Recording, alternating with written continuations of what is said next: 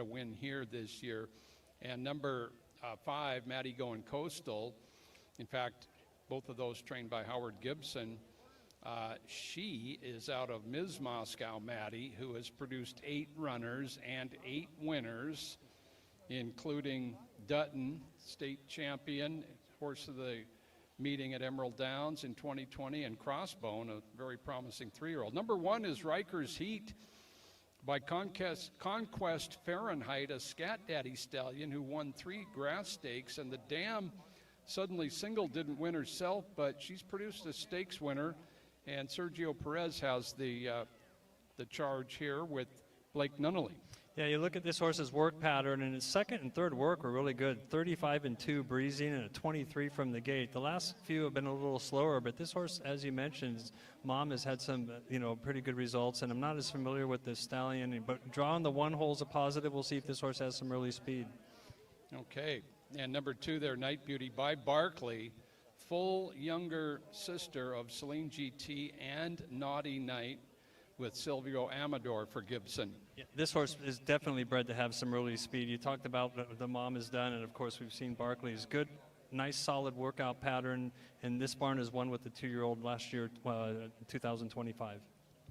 Frank Lucarelli in charge of Cantlay. Number 3, Cantlay by Authentic, Kentucky Derby winner. Kelly's Humor, the dam, was placed in the test, which is considered one of the toughest 3-year-old filly races every year. And so she has produced 2 winners already as well, Kelly's Humor. And also a nice workout pattern, topped off by a 35 and 2 gate workout last week. Another horse, Kentucky bred, should have ability. Isaiah Enriquez up on Cantlay. Mosen is by Game Winner out of a Pioneer of the Nile mare who only raced once, and she's only had 1 previous foal. But it's a Tom Wenzel runner, and he's won, 4 of the last 5 Gottstein Futurities. Mosen with Frank Alvarado. Maddie Going Coastal, also from Howard Gibson by Coast Guard, out of that prolific broodmare, Ms. Moscow. Maddie, Kevin Orozco aboard her. Yeah, and this one shows a gate workout June 14th, the same as its stablemate Night Beauty, and this one apparently might have been a 5th quicker, so we'll see if that's the case when they race. Yeah. Number 6 is Champagne Delight, a filly by Jessmo out of an exchange rate mare. The second dam is You Can't Take Me. And by the way, this dam, Champagne Exchange, is 3 for 3 as a producer. Pure Dynamite is the 7. Again, she is the full younger sister of Miss Dynamic. Yeah, this barn won with a 2-year-old. It's been a little while, 2017, but they did win with a 3-year-old first-time starter earlier this year, actually. And Steve Bullock has Kevin Krieger aboard. Krieger is on the 7, and Dragonella on the outside by Rise Up. And the dam is produced a modest winner. Coco Patino trains numbers 6 and 8 in here. And those are all first-time starters. The bottom 4 are all fillies. 5 fillies in all in this 8-horse third race.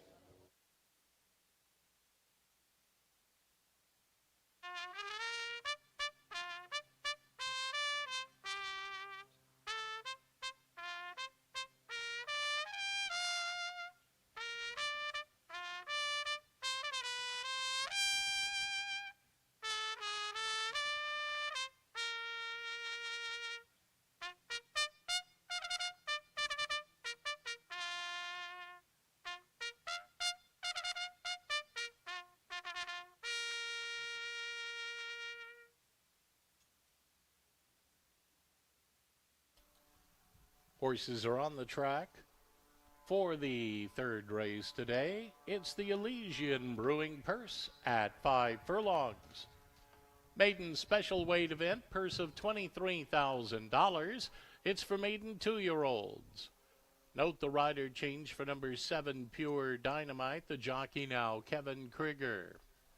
They'll be off and running in 5 minutes. 5 minutes until post time.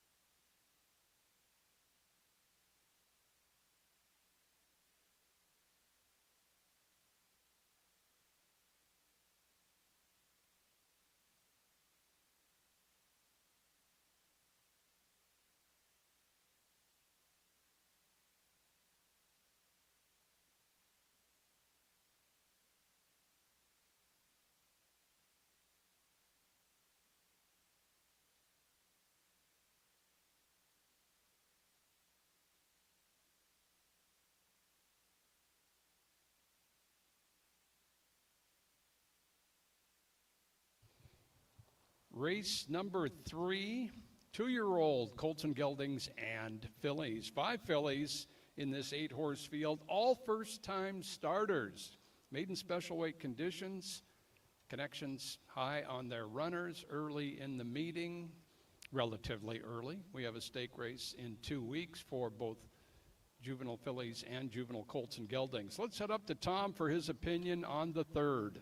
That's right, Joe. As you mentioned, these are all first-time starters, so what do you have to go on? Well, you can look at workout regiment, you can look at the connections, the trainers, the riders, and, the percentages. You can look at the breeding. Joe, I know you're big on that, too. You know the history on just about all of them. So there is a little bit of ability to dig into the weeds, even though they are first-time starters. Now, all of that said, I'll go to the 3-horse here, Cantlay, and I like the workout pattern on Cantlay. Does check in with a bullet workout, but it's the previous works that really kind of stand out to me. That just a nice, steady workout pattern. That's what I like to look for in a first-time starter, and of course, comes from the capable hands of trainer Frank Lucarelli as well. Cantlay for me in this 3rd race. I go 3, 4, and 5. Yeah, good analysis there, Tom. And Frank Lucarelli is our all-time leading trainer here at Emerald Downs. He's also, John, our all-time leading 2-year-old winning trainer. And I'm going to go with a different 2-year-old winning trainer, and that's number 4, Mosun by the Tom Wenzel barn. Last weekend they ran 1st and 3rd with first-time starters with a very similar workout pattern as this one. This one's bred to get a little better with the longer distances, but have been working out really well. We'll see if the talent's there. Okay, John and Tom picking colts in this race. There's 3 colts and 5 fillies. I went to a filly, Night Beauty, number 2 for Howard Gibson.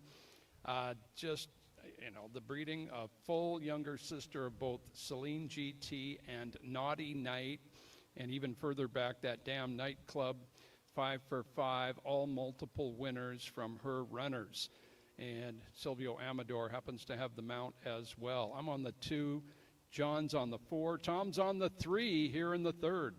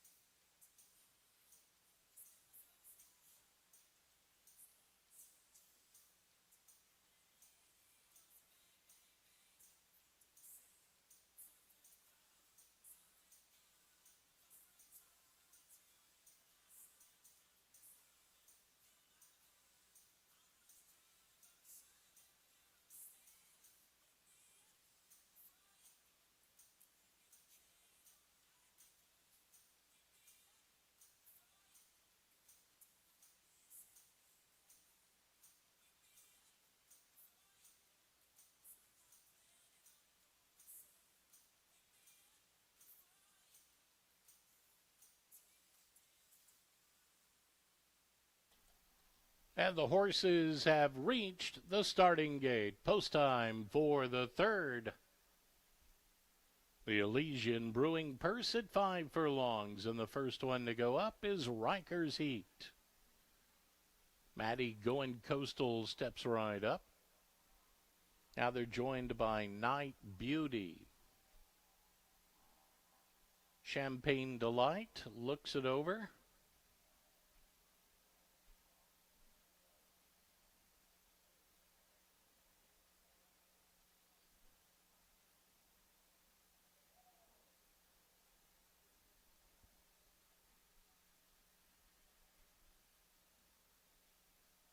Okay, Crew gets a handle on Champagne Delight.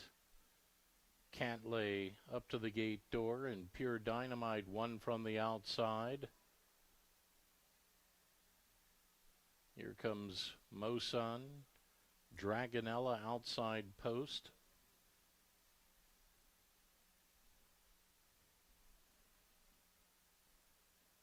Mosun to join them 2-year-olds on their best behavior in the gate. And runners away. Good start from between horses for Maddie Going Coastal. And she rushes out to grab the early lead. Dragonella picks up the chase along the outside. Racing there from between horses comes Champagne Delight by a length. Then back at the rail is Rikers Heat, Cantlay racing mid-pack. Then we go back to Mo Sun. Pure Dynamite follows that. 5 more to Night Beauty. And around the turn they go. Maddie Going Coastal leads them inside the quarter pole. Pure Dynamite is chasing with Champagne Dynamite back of that. As they round the turn and run for home. Maddie Going Coastal leads the way, clear by 2 in deep stretch. Champagne Delight at the inside. Pure Dynamite's on the outside. But out front, clearing away, Maddie Going Coastal in a runaway debut by 5 or 6. Pure Dynamite was second. Champagne Delight third. Cantlay followed that to Rikers Heat. Night Beauty third last. Dragonella and Mo Sun. Running time 57 and 98 100ths.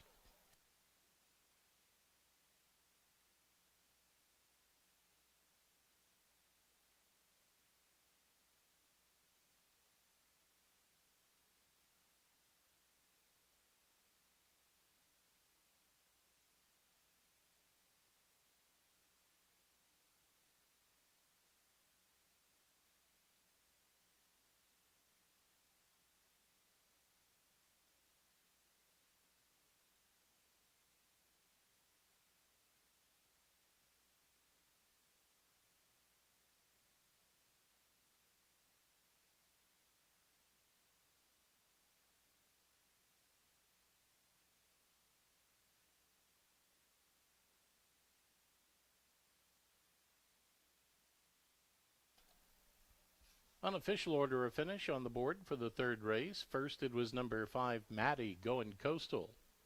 Second was number 7, Pure Dynamite. Third came number 6, Champagne Delight. Fourth, number 3, Cantlay. Running time of the race, once again, 57 and 98 100 seconds.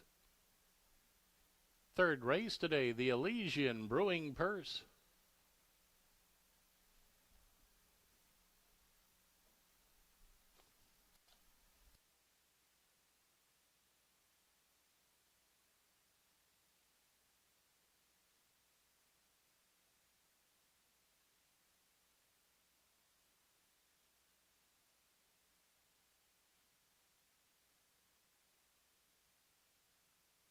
Results for the third race official. The official winner, number 5, Maddie Going Coastal.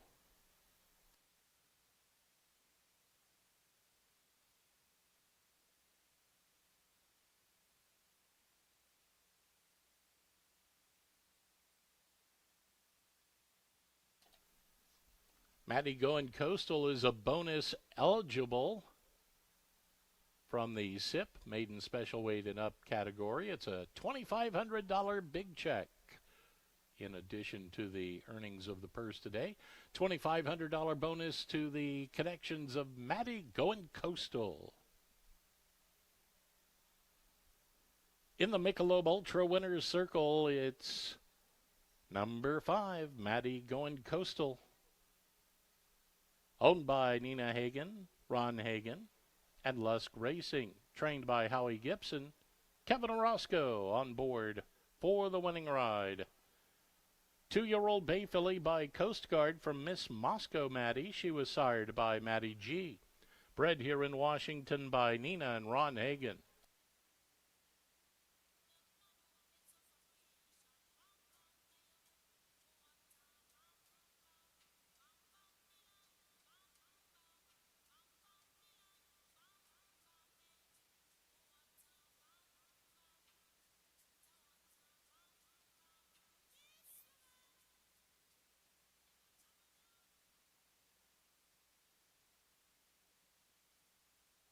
And a look at the prices for the third race. Winner number 5, Maddie Going Coastal, $14.72 to win, $6.68 to place, $4.58 to show. Number 7, Pure Dynamite, 442 to place, 418 to show. Third, number 6, Champagne Delight, $7.68 to show. Winning Exacta, $37.39. Rolling Double returns $23.32. 50-cent trifecta, $183.11. The 10-cent super, $173.83. And the pick 3, $36.22.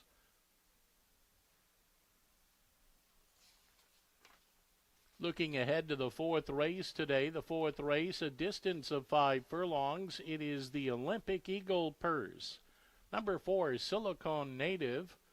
A change of rider. Make his jockey Blake Nunley. Blake Nunley to ride number 4, Silicon Native. Post time for the fourth race at 3:25. Less than 34 minutes until post time. Coming up next on the track will be the 2026 Diaper Derby.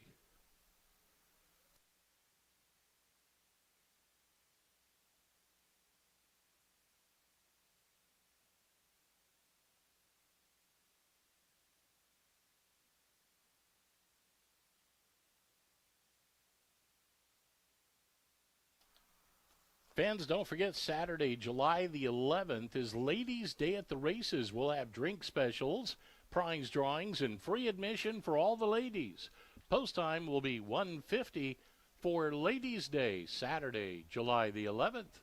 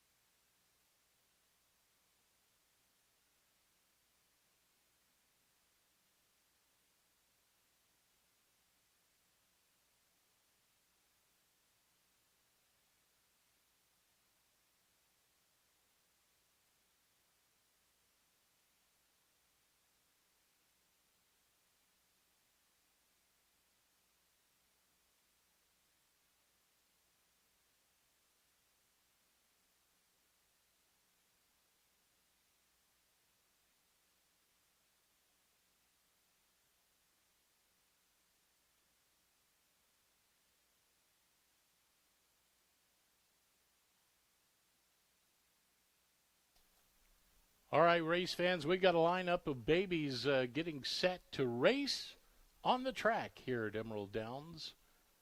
We want to welcome baby Kaz, baby Sia, Sasha. We got baby Jacob down there, Silas, Ethan, baby Jack, Ushan, baby Warren, and Atharv.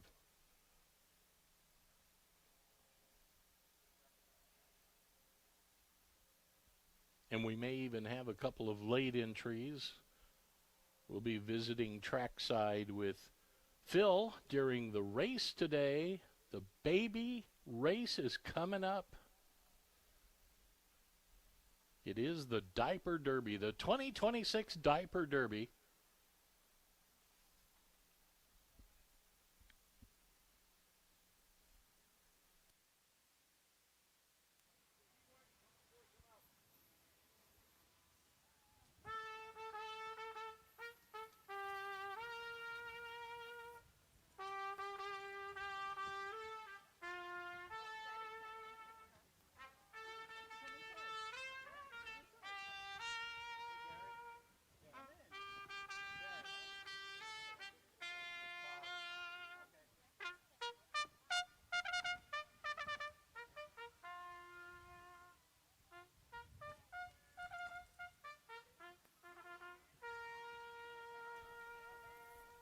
Dan Harrington's called a post, and the baby's taking position here for this first division. And we have the releasers at the start line and the encouragers at the finish line, but they can't go in front of the finish line. They have to stay behind the finish line. And we're going to have Phil Ziegler trackside. He's going to give us some in-depth look at the Diaper Derby this year as the field is just about set.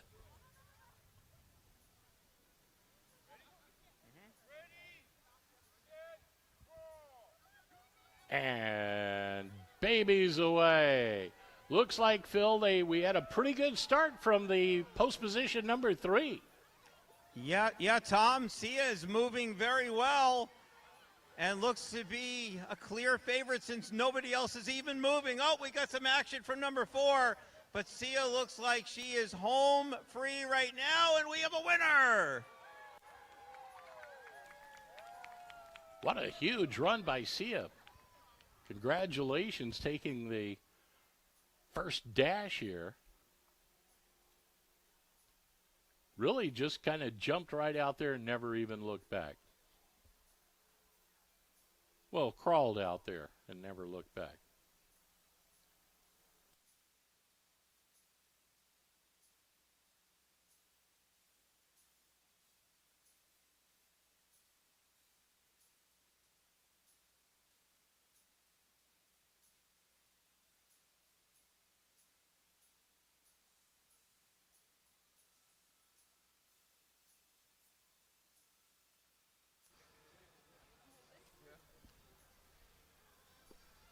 All right, let's go trackside now. Here's Phil. Thank you, Tom. Sia wins heat number 1. Let's hear it for them, folks. Very nice job. Sia's parents are here. You guys are from right up the road in Kent, right? Yes, that is right. And what are your names? My name is Amin. Mayank. Did you guys practice at all for this? It didn't go as well at home, but this was a lot better than what we expected. She likes the microphone. You want to see that? There you go. You're going to be in the finals in the crawl-off. Heat number 2 coming up. Back to you, Tom. All right, congratulations. They'll advance to the crawl-off. Here's another look. What a finish. What a start. What a finish. What a stride. Our first Diaper Derby heat winner. All right, we have the next heat ready to go. The next division. Once again, they'll line up at the start line, and the encouragers will stay behind the finish line. Then the winner goes to the crawl-off. So we've got kind of a playoff deal going on here. All right, 4 babies just about set.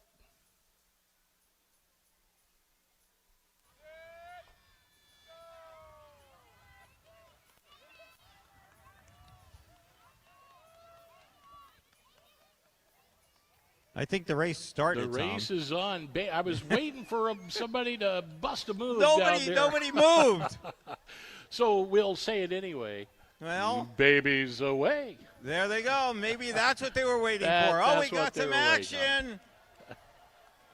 Look at that, Phil. What a tremendous start. That's Etharb. Oh, smiling, happy, and a winner.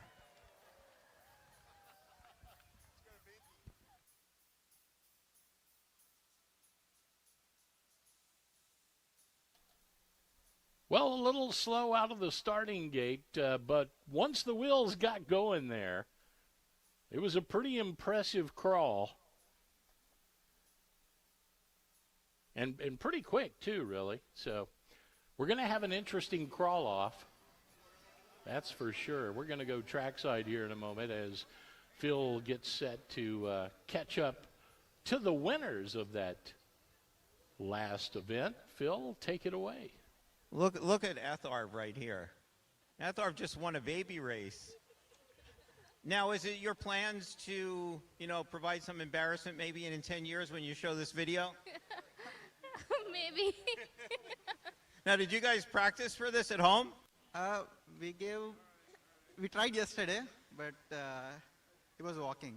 He was walking. Now, walking would be a disqualification. So crawling is the rules of the game, and Atharv won that heat. You thought he'd be disqualified, but look at that face. He's a winner in heat number 2. Coming up, heat number 3. Back to you, Tom. All right. Well, we have 2 qualifiers for the crawl-off. Here is a look at that replay. Right to the finish line. And heat number 3 is coming up next. Emerald Downs drone giving us that great overhead view. Special thanks to Captain Louis DeFazio.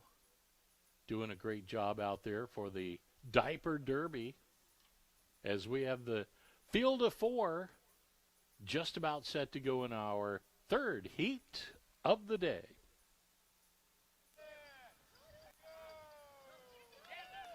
And babies away. Now we have a start like the last one, Tom. Well, you know, there's a little movement going on down there, just a little We bit. got a few tears from number 3.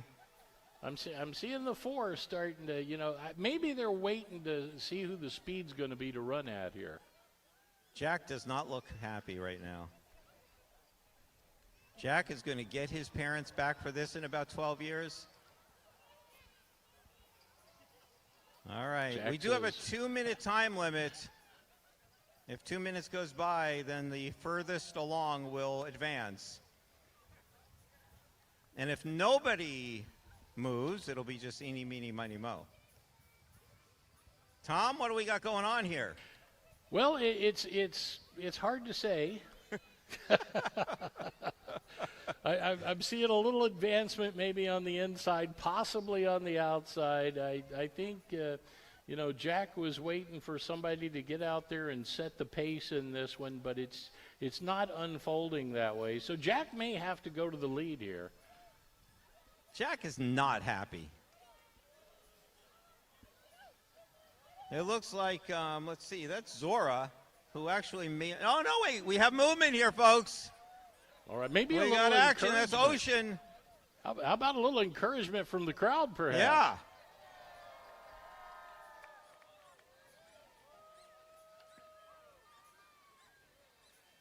Well, we got some kids looking at their parents.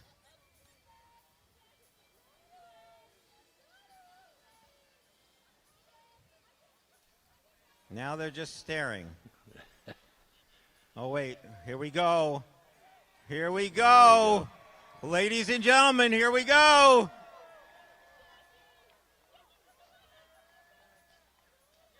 Starting to look good, Phil, on the inside post position there. I think that's Jack. All right, let's hear it for Jack. Jack's going to be the winner.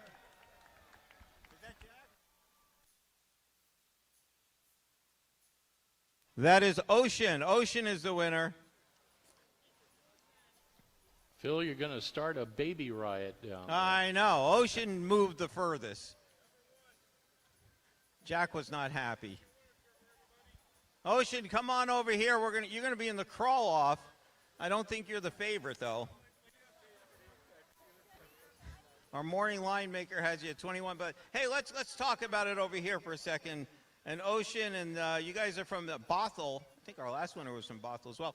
So what happened out there? You get the plaque. You won because you made it the furthest in the 2-minute time limit. Now, did you practice at home? We clearly did not. We probably should have. Now, what do you think's going to happen in this crawl off? Any better results? Saved his energy, right? Hopefully, yeah, he will show up.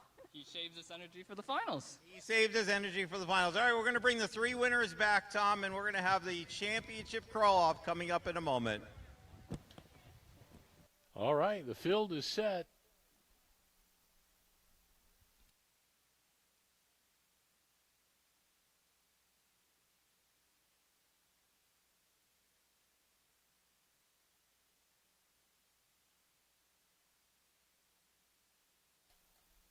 And this will be the crawl-off, the Diaper Derby, the 2026 Diaper Derby coming right up. There's a big trophy involved here as well.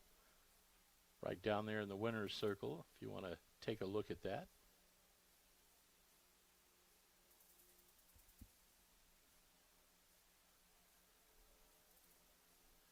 All right, they're lining up for the crawl off here.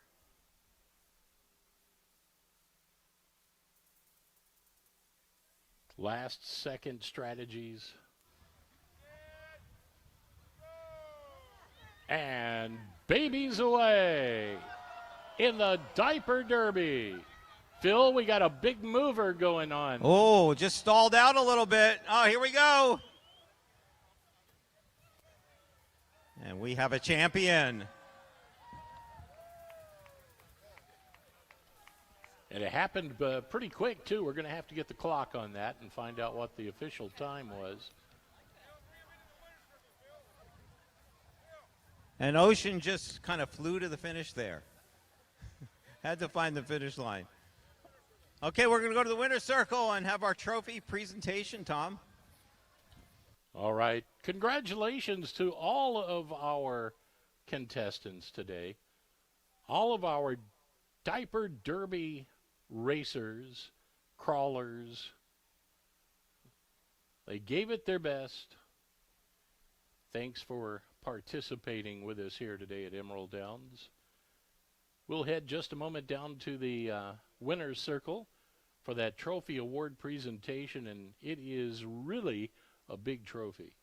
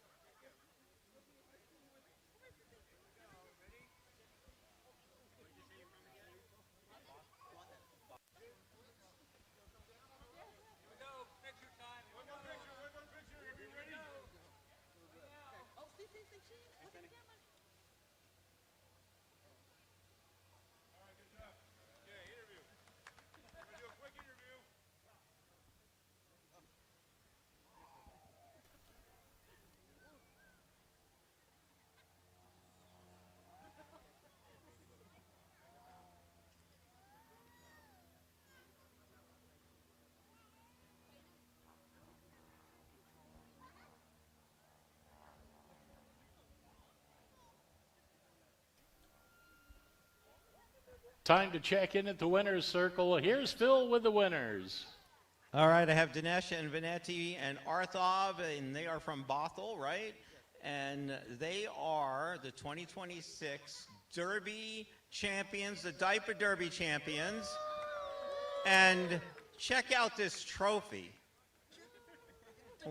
Look at that. Can you imagine, folks, when this kid is old enough to realize what just happened here today? And he's going to look at that trophy, and the parents are going to be, yeah, you won that. How old is Arthur? He's 9 months. 9 months old?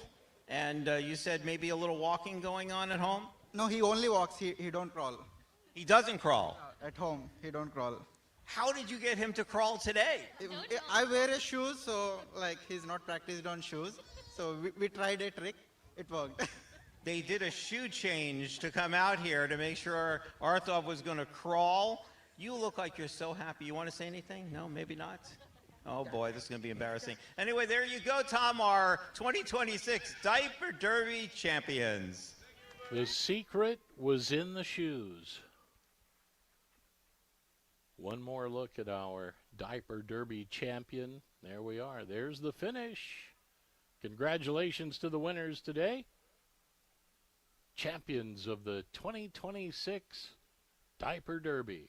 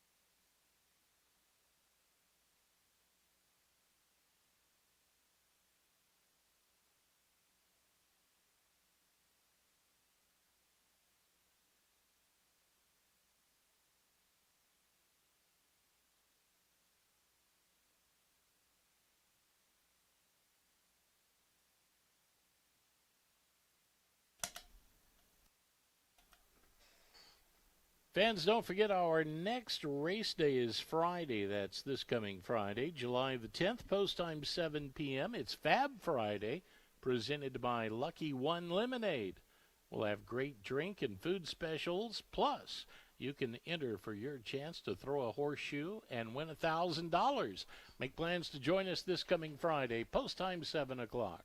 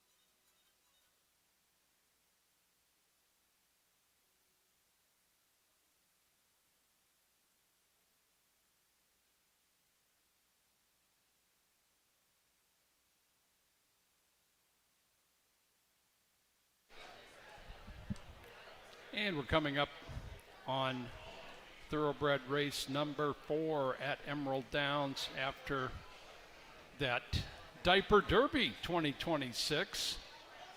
Always get a chuckle from the babies. And we had a baby race in race number 3. Thoroughbred babies, 2-year-olds. So the youngsters are done for today. And number 1 there, Stratajet, has the inside. This is his second career start. These are maiden 3-year-olds and up at 5 furlongs. Stratajet debuted at 6 furlongs, and he did have the 5 post, but he broke slowly and just did not have a good trip in his debut. He drops in class for Kay Cooper. Yeah, I wrote a novel on War and Peace on the trip that he had. It was a disaster. He broke slow. Was in tight quarters. He had the steady. He was wide, and he was wide on a day where the inside I thought was a place to be. Every reason to improve today. He moves inside. He drops in price. He shortens up in distance. If he breaks alertly, it'd probably be tough to catch. We'll see. Stratajet and Conveyances debuted some strong firsters at this meeting, and Kay Cooper certainly involved. Nightcap Recap comes to mind, of course. So Stratajet from the inside looked like he has a little speed, and the drop in class look for a better start.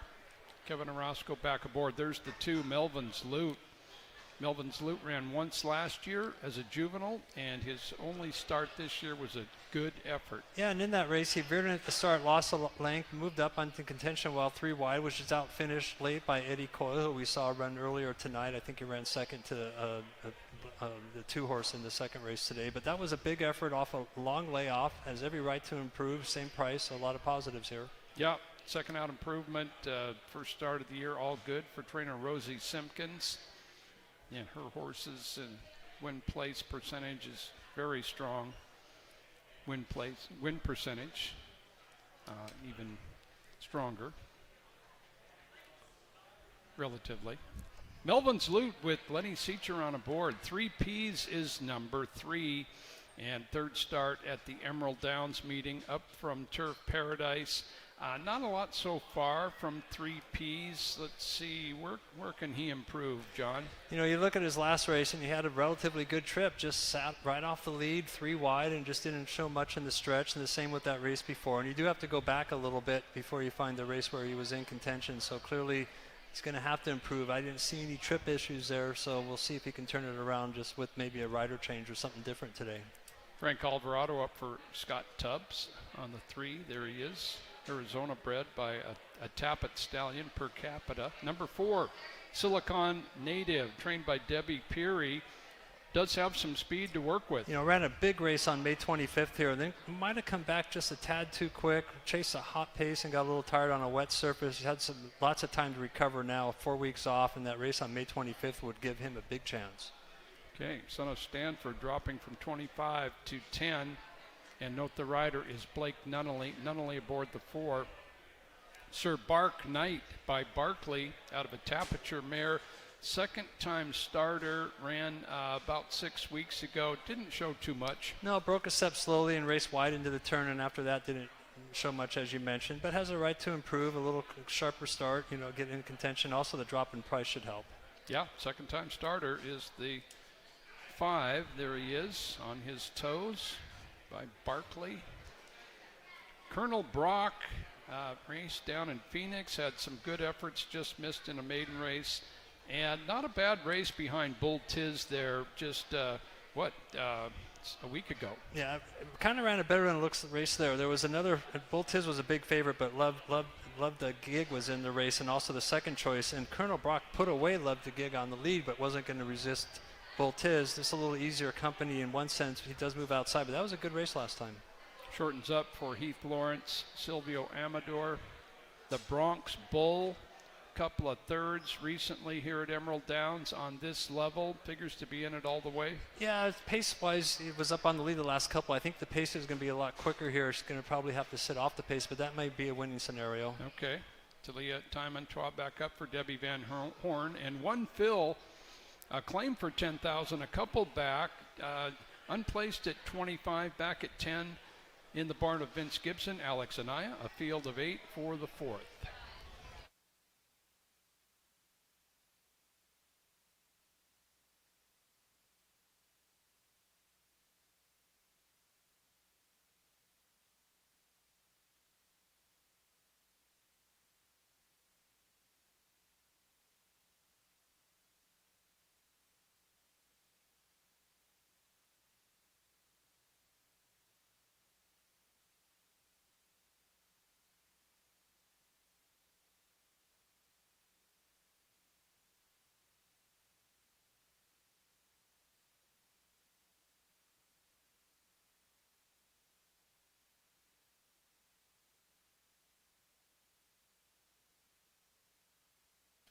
Horses are on the track for the 4th race today, a distance of 5 furlongs. It's the Olympic Eagle Purse. Maiden claiming event, purse of $10,000. It's for maiden 3-year-olds and upward. Note the rider change for number 4, Silicon Native, the jockey Blake Nunley. Post time in less than 5 minutes. Number 8, One Phil's been excused from the post parade.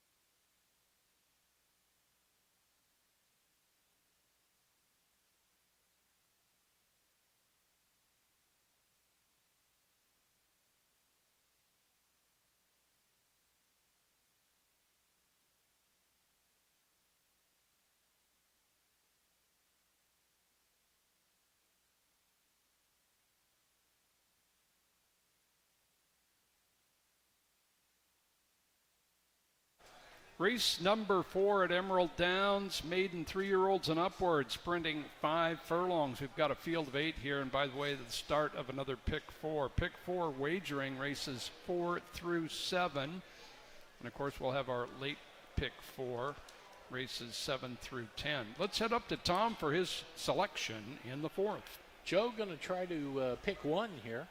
Yep. In this 4th race, 5 furlongs. How about Melvin's Loot, number 2, Lenny Cicheron will do the guiding here for this one.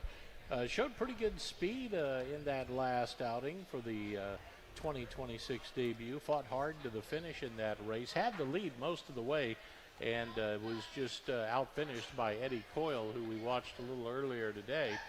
First out for this one was last year as a 2-year-old. He's only had the one start this year at 5 furlongs and showed good promise in that race. So I'll go to Melvin's Loot here. And Lenny Cicheron, number 2, my top pick. Stratojet found a little trouble in the debut run, was crowded a little bit early in the race. I just don't think he really got into the race. I think we'll see a little better effort from Stratojet here today. I go 2, 1, and 4 in the 4th.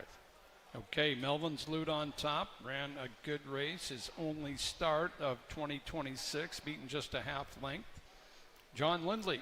I'm going to try number 1, Stratojet. As we talked, this horse had a disastrous trip his first start. Break slow, steadied, super wide. I think this horse is pretty talented, moves all the way inside. He's going to have to break cleanly from that post, but at 5 furlongs, if he does, I don't think they'll catch him. Okay, yeah, despite that poor start, bad early go, still showed some speed there on June 21st. I put him in the money. I did put a third option in here, Colonel Brock on top, who was beaten pretty soundly on June 26th, just 9 days ago, but he has good speed. He's shown that down in Arizona, Turf Paradise, as well as at Union and here at Emerald Downs. I'll give him the nod. I'm on the 6, John's on the 1, Tom's on the 2 in race 4.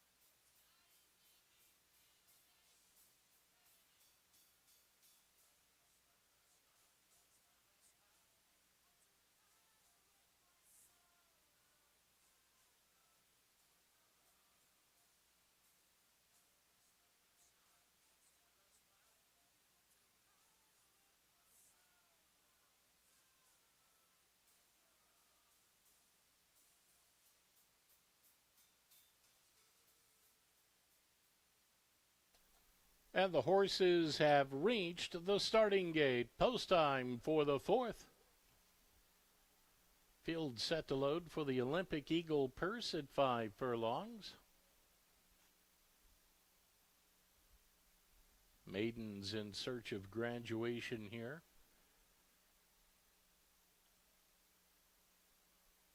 In goes Melvin's Loot, Sir Bark Knight, and Colonel Brock. Now comes 3 Ps. Open slot for Stratojet, inside post, a little fractious back of the gate. The Bronx Bull, one from the outside, goes forward.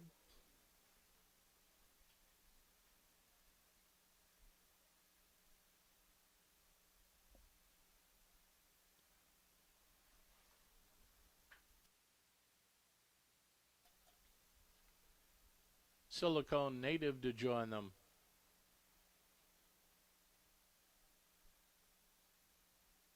Now comes Stratojet. 1 fill. And the 4th.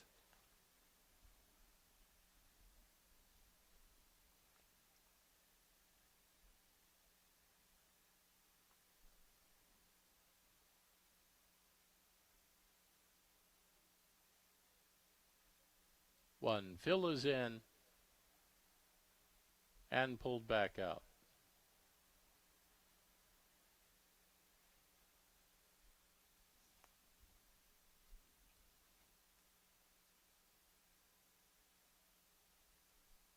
The Bronx Bull none too happy in the gate at the moment.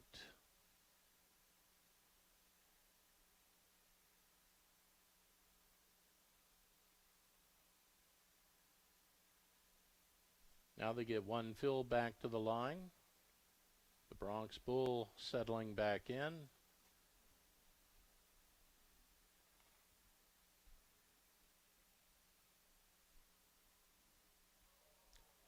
Trouble here, number 4, Silicone Native. Jumped the gun a bit, popped the gate doors. Didn't go anywhere though.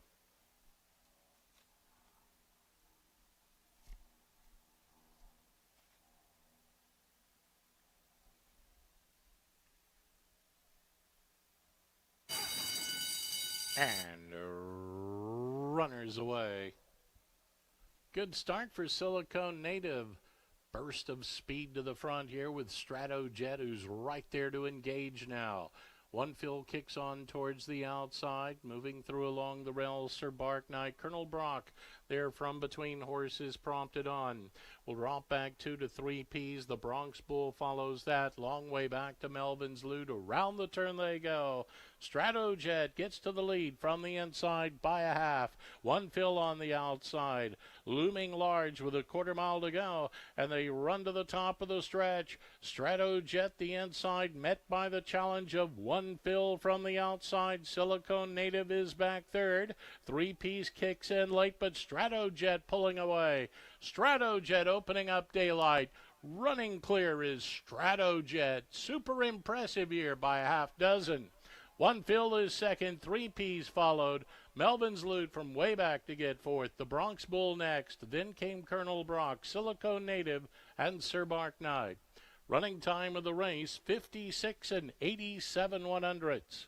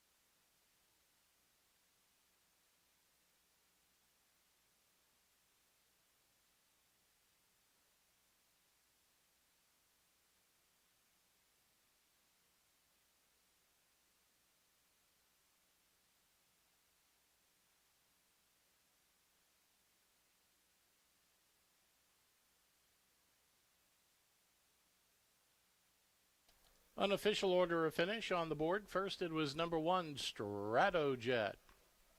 Second was number 8, One Fill. Third, number 3, 3 Ps. Fourth came number 2, Melvin's Loot.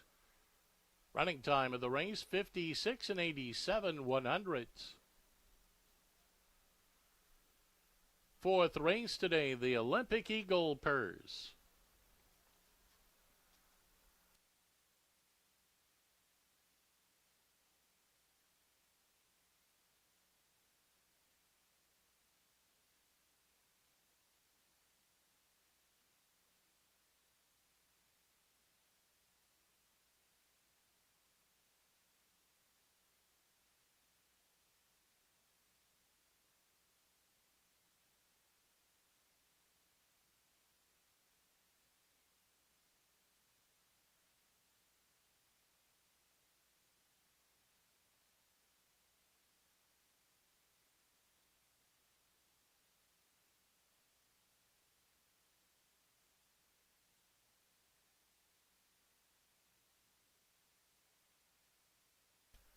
Results for the fourth race official.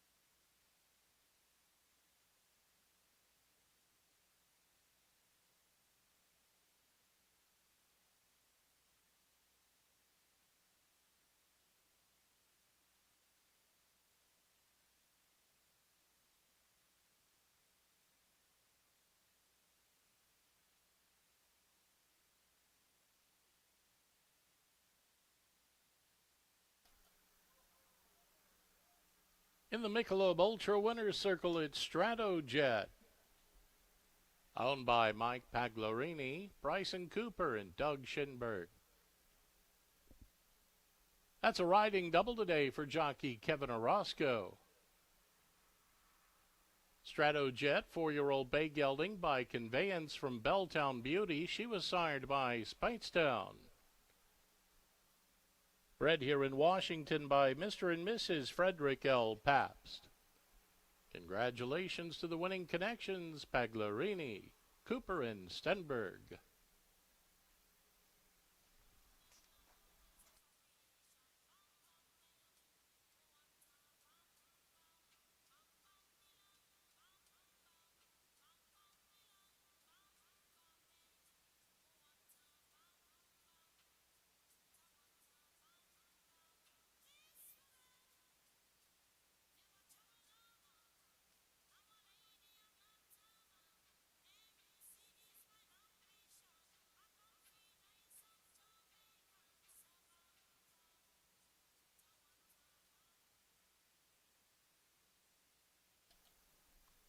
And a look at the prices for the fourth race today. Winner number 1, Stratojet, $394 to win, $270 to place, $250 to show. Number 8, One Phil, $346 to place, $294 to show. Third came number 3, 3Ps, $7.02 on the show ticket. That exacta worth $6.61. The rolling double paid $26.75. 50-cent trifecta, $81.31. 10-cent super, $67. The pick 3, $43.30. Early pick 4 today, worth $94.62.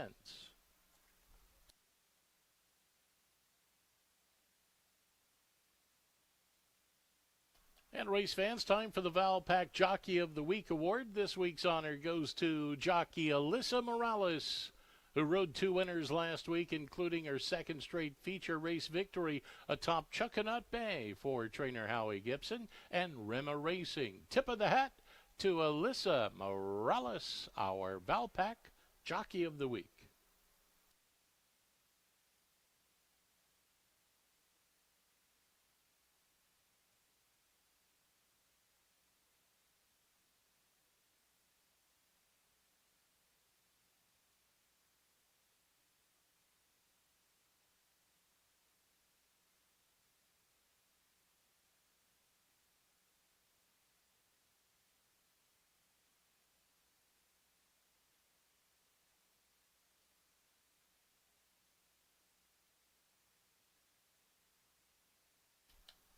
Coming up in the 5th race today, the Budweiser Purse at 6 furlongs. Number 4, At the Cross, will race with blinkers on. Blinkers on number 4, At the Cross. Post time for the 5th race at 3:55, less than 18 minutes until post time.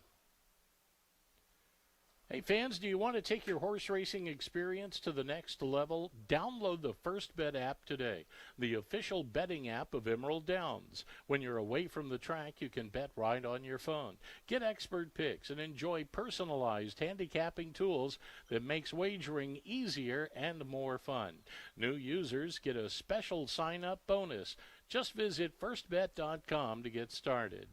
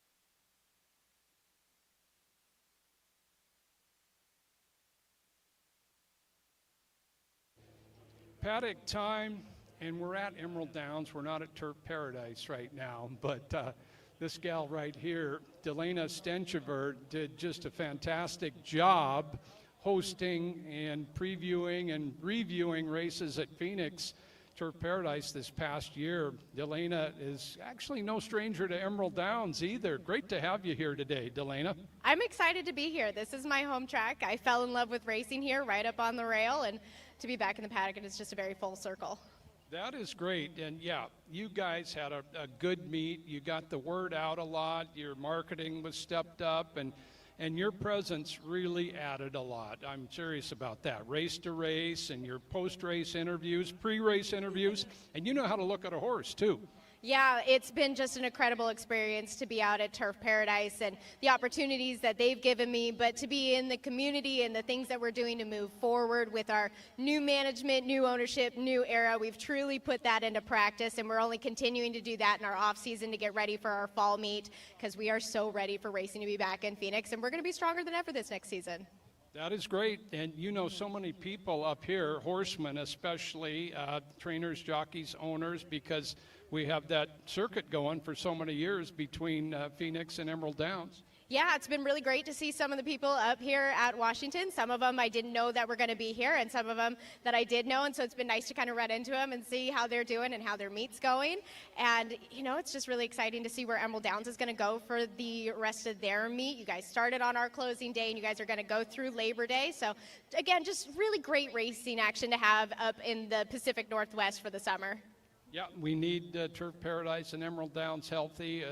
They work together so well for the horsemen, and you're no stranger to handicapping. How'd you get started, picking horses? And are you a horse gal from way back? Oh yeah, it's in my blood, and there's a man right over there who taught me everything that I knew about reading a form. So that would be my dad. We started coming to the track. We had a good family friend named Ralph Vodka who would get us onto the backsides in the morning to watch workouts. He got us into the turf club. So it was very much a full day experience for us, whether it be Father's Day or birthdays or Mother's Day events, that we wanted to be here for racing and support racing for my entire life. I am a little younger than what the track is, but that's okay. But I've been coming here my entire life, and when I say I fell in love with horse racing here, I truly do mean that. That's great. We've got a lot of time-worn promotions at work, and we've got a big stakes day coming up on the 19th. Of course, you know of the Long Acres Mile. Mr. Stenchever, thanks for teaching Delana how to handicap, because she is a great addition to our sport. And you went to the University of Arizona? Yeah, I did. So I went through their broadcast journalism program, and we had a mixed breed track there as well named Rito Park, and the University Racetrack Industry program, which is also based out of the University of Arizona. They had a lot of students working at the track, so I got to interact with a lot of those people as well, and they've helped me kind of move around in my career and continue to make new connections, and it's been so much fun along the way. Yeah, you are fresh and happy in this game. That is great to see. And actually, you told me you've got a full-time job at Turf Paradise as well. Yeah, I do. So right now in the off season, we are pushing our off-the-track betting places. We have roughly 41 places across the state of Arizona that even if we're not on track and you can't join us on track for off-site betting, you can still find a place in your town most likely or very close to you. So I get to go to a lot of these off-track betting sites and take videos and pictures and talk to patrons and the owners and see just what we can do to make our partnership better for them and just bring more people in, because the more people we can get involved in the sport, become fans of the sport, the better. Outstanding. I have a feeling Delana is a little better on social media than myself as well. And you are a handicapper, which we love to hear. Let's take a look at this fifth race at Emerald Downs, and it's a non-winners of 2. What did you see in this fifth today? I like the 6 in here, and she's actually walking in front of me right now. I love the way that she's moving here in the paddock, the way that she's acting, and she won second time out. She showed some life in her first time start. She ran third that day, and then she came back and won in her second start. This is her third lifetime start. She does take a bit of a step up in class as she's facing winners today, which is a huge ask of any horse that's just broken their maiden. But looking how she compares to these other horses in here, she's got a really nice body on her, and I just love the way that I briefly got to see her walk around in here. She's got a great stride on her. Well, that's important, taking a look at them. I know you in Phoenix, you watch them come into the paddock every day. You didn't get a chance to do that, but you like what you see on Oneonta, who certainly has some early speed. You mentioned about her 2-race career. So she's currently at 3-1 right now. Delana Stenchever, our guest, with her family at Emerald Downs, a track she grew up on, and so many of our patrons follow Turf Paradise in the off season as well, and they'll be seeing you come November. But in the meantime, happy horse racing to you. Happy horse racing to you, Joe. Thank you, Delana Stenchever, joining us with her family at Emerald Downs today.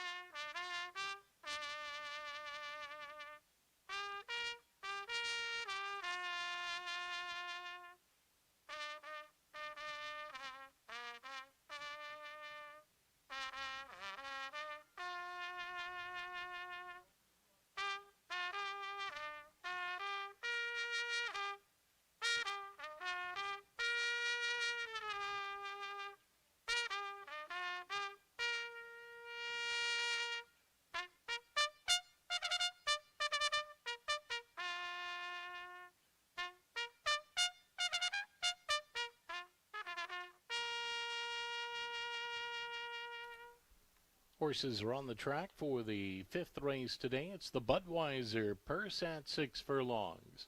Claiming event, purse of $9,000. It's for 3-year-olds and upward. Reminder that number 4 at the cross will race with blinkers on number 4. Post time in 5 minutes.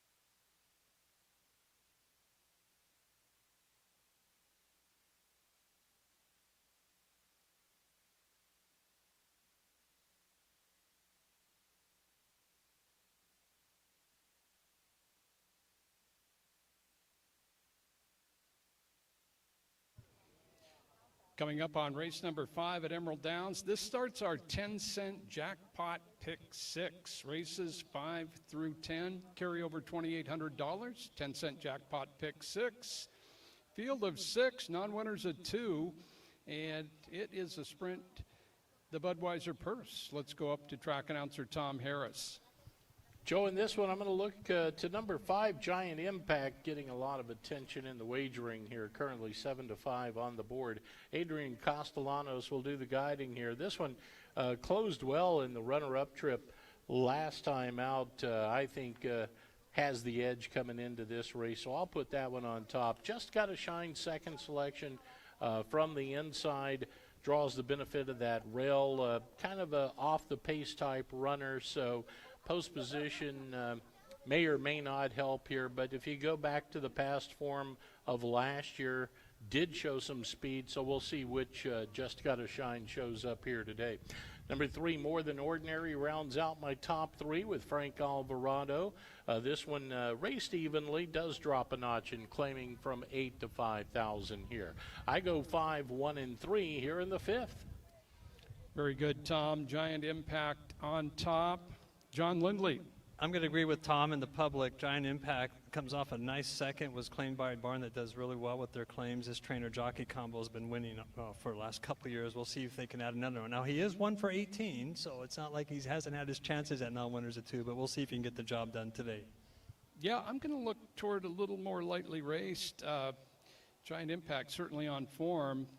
Delana Stenchever and myself on Oneonta. He definitely has some speed. He's coming back quickly, but he's got the speed to be part of this and all the way, if not to the wire. So Delana and myself on the 6, and Tom and John on the 5 here in the 5th.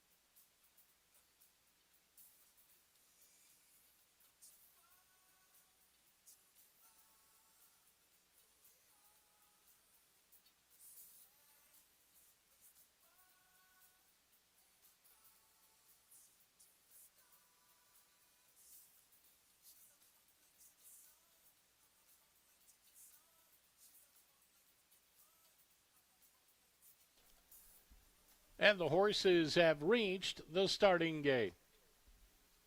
Post time for the 5th.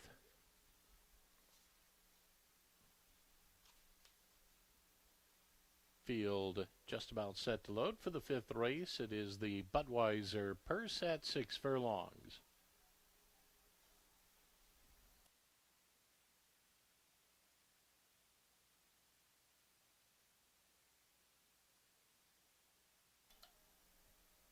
Just Gotta Shine, first one to go in.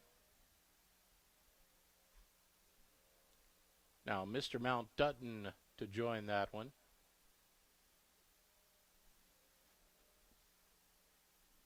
More Than Ordinary steps up. Now comes Giant Impact.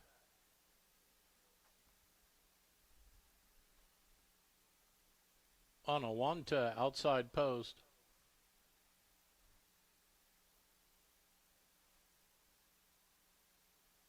At the cross, last one.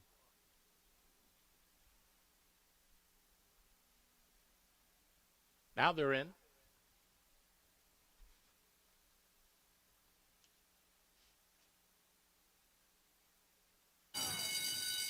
And runners away. At the cross, broke sharply, middle of the pack. Up along the outside, quickly there to converge. Comes Oneonta on the go. Will break off 2 to Mr. Mount Dutton. Giant Impact situated directly back of that. Still 2 more. Back to More Than Ordinary. Then there's a gap of about 6 to Just Gotta Shine, less than a half mile away. At the cross on the lead, Onawanta right there, a snug second from the outside.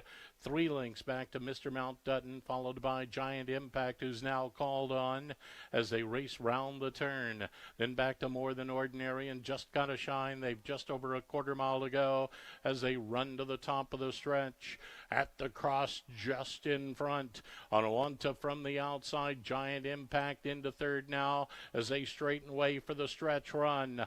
It's at the cross, just in front. Onawanta from the outside pressing, and Giant Impact is back third, but At the Cross is going on.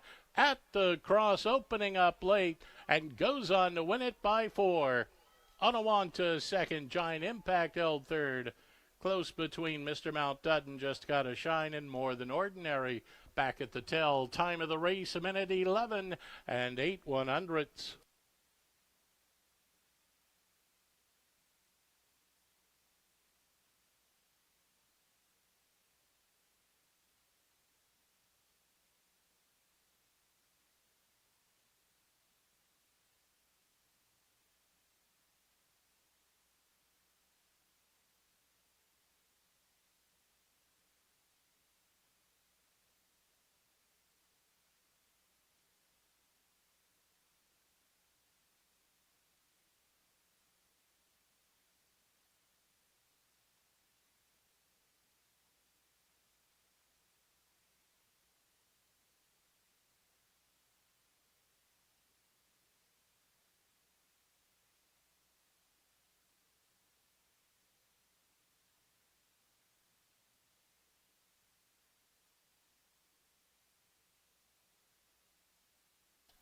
Your attention, trainers Howie Gibson and Debbie Peary. Contact the claims clerk, please. Trainers Howie Gibson and Debbie Peary. Contact the claims clerk, please.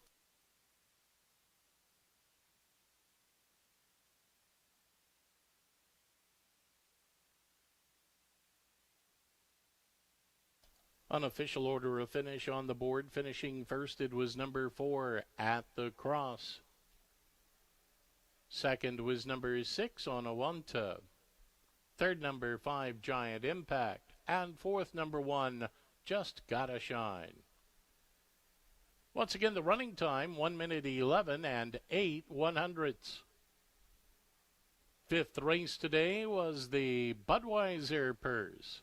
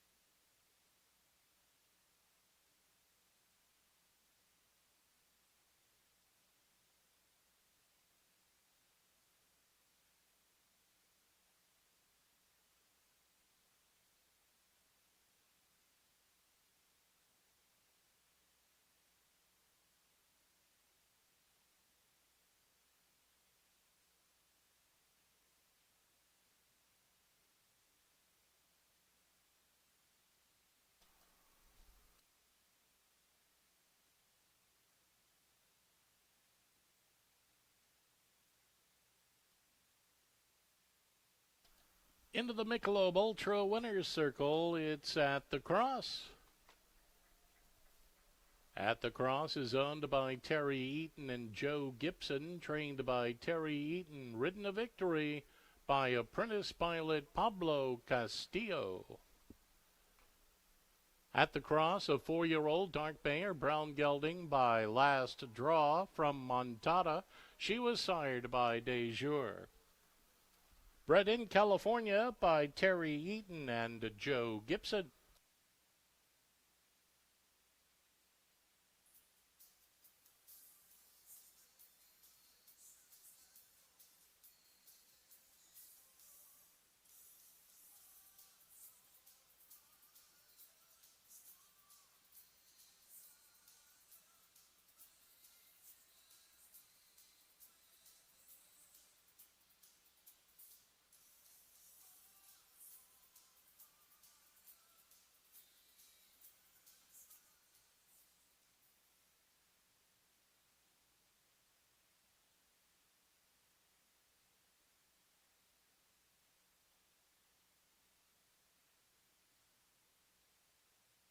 Here's a look at the prices for the fifth race today. Winner number 4 at the cross returns $8.84 to win. $4.86 to place, $2.74 on the show ticket. Number 6 on a 1 to $4.52 to place, $3.72 to show. Number 5 Giant Impact, $2.20 to show. Winning exacta $31.69. The rolling double $12.48. 50-cent trifecta $25.03. 10-cent super $12.80. Winning pick 3 $68.59.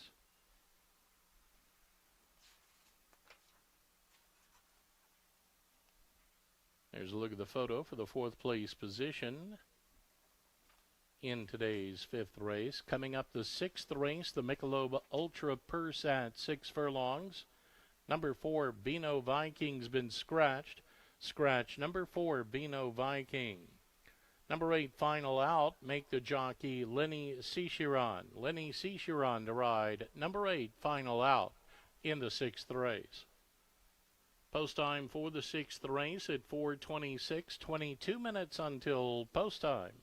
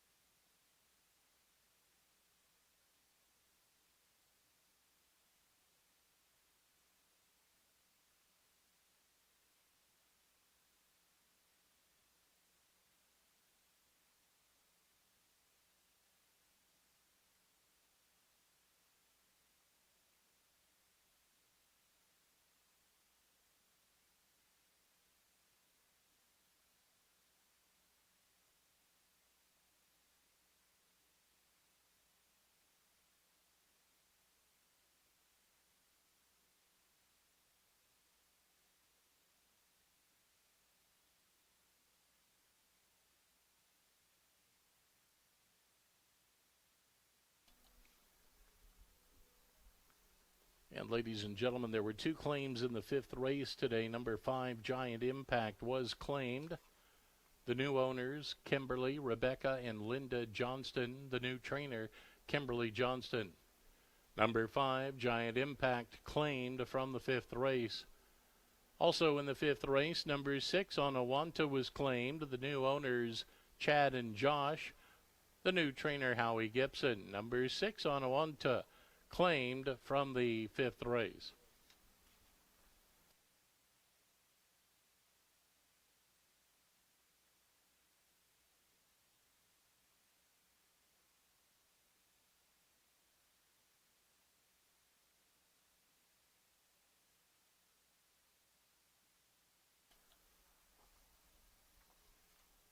Hey fans, mark your calendar for this one. The Great Cigar Smokeout is on Saturday, July the 11th. $75 admission, but that includes $90 in value. You're going to get admission to the track, 5-pack of assorted San Cristobal cigars. That's a $50 value. Also, 2 drink tickets, 10 and 20% off of select boxes of cigars. There'll be raffles also, and a swag bag. You must be 21 years of age or older to participate in that. Tickets are available at emeralddowns.com. The Great Cigar Smokeout, Saturday, July 11th.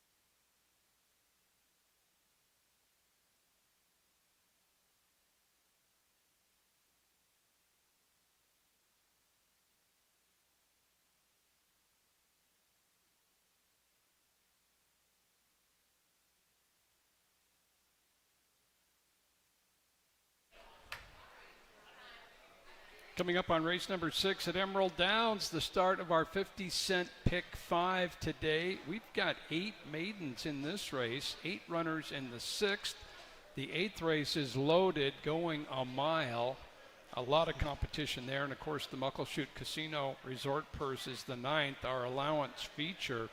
So pretty lively pick 5, 8 more in the last, John Lindley. Yeah, it's going to be a good one. And starting off with a pretty competitive race, too. A couple of first-time starters, including Barkley. 2 Barkleys. Yeah.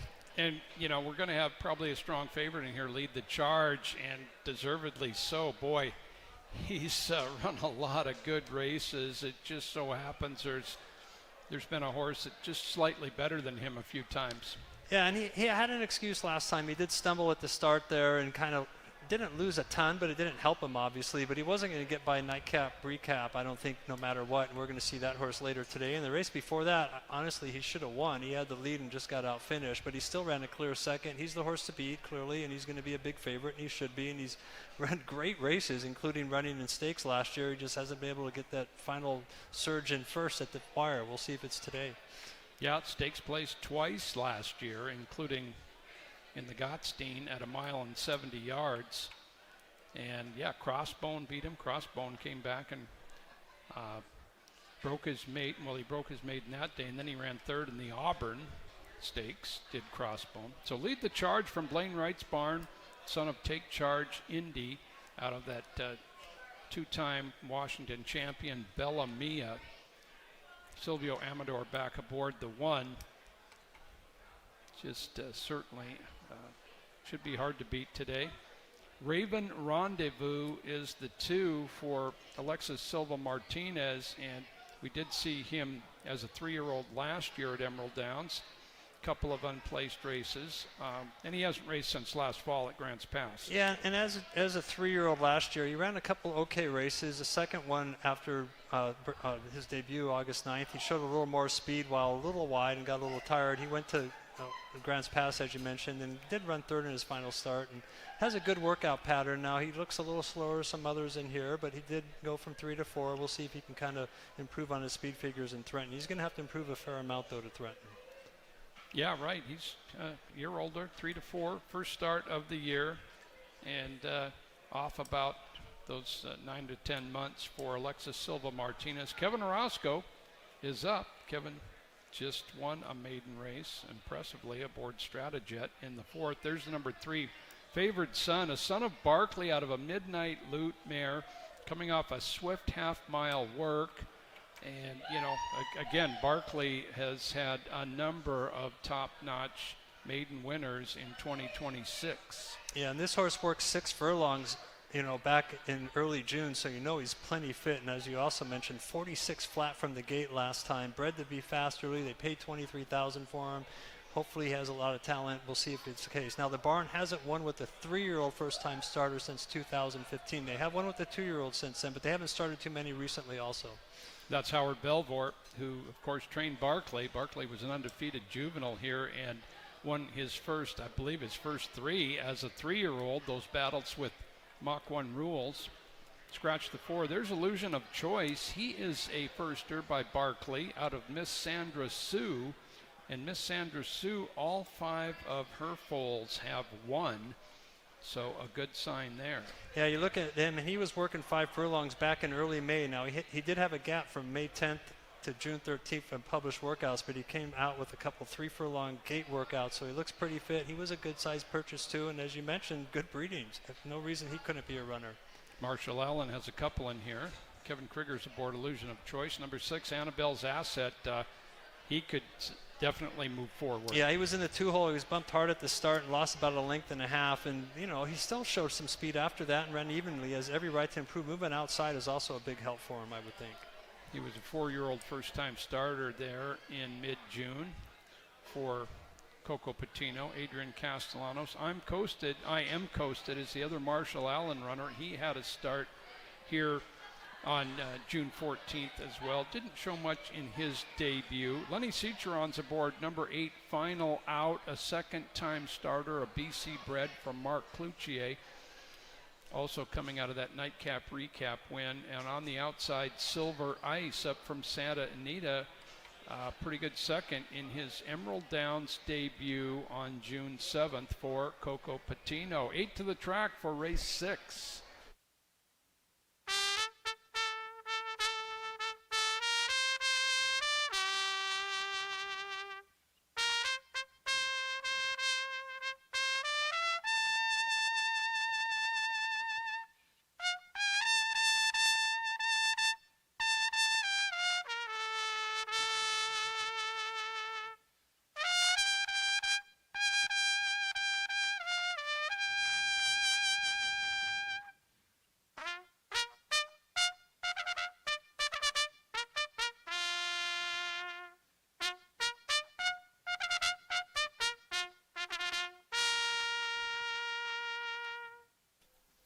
Horses are on the track for the 6th race today. It's the Michelob Ultra Purse, a distance of 6 furlongs, maiden special weight event.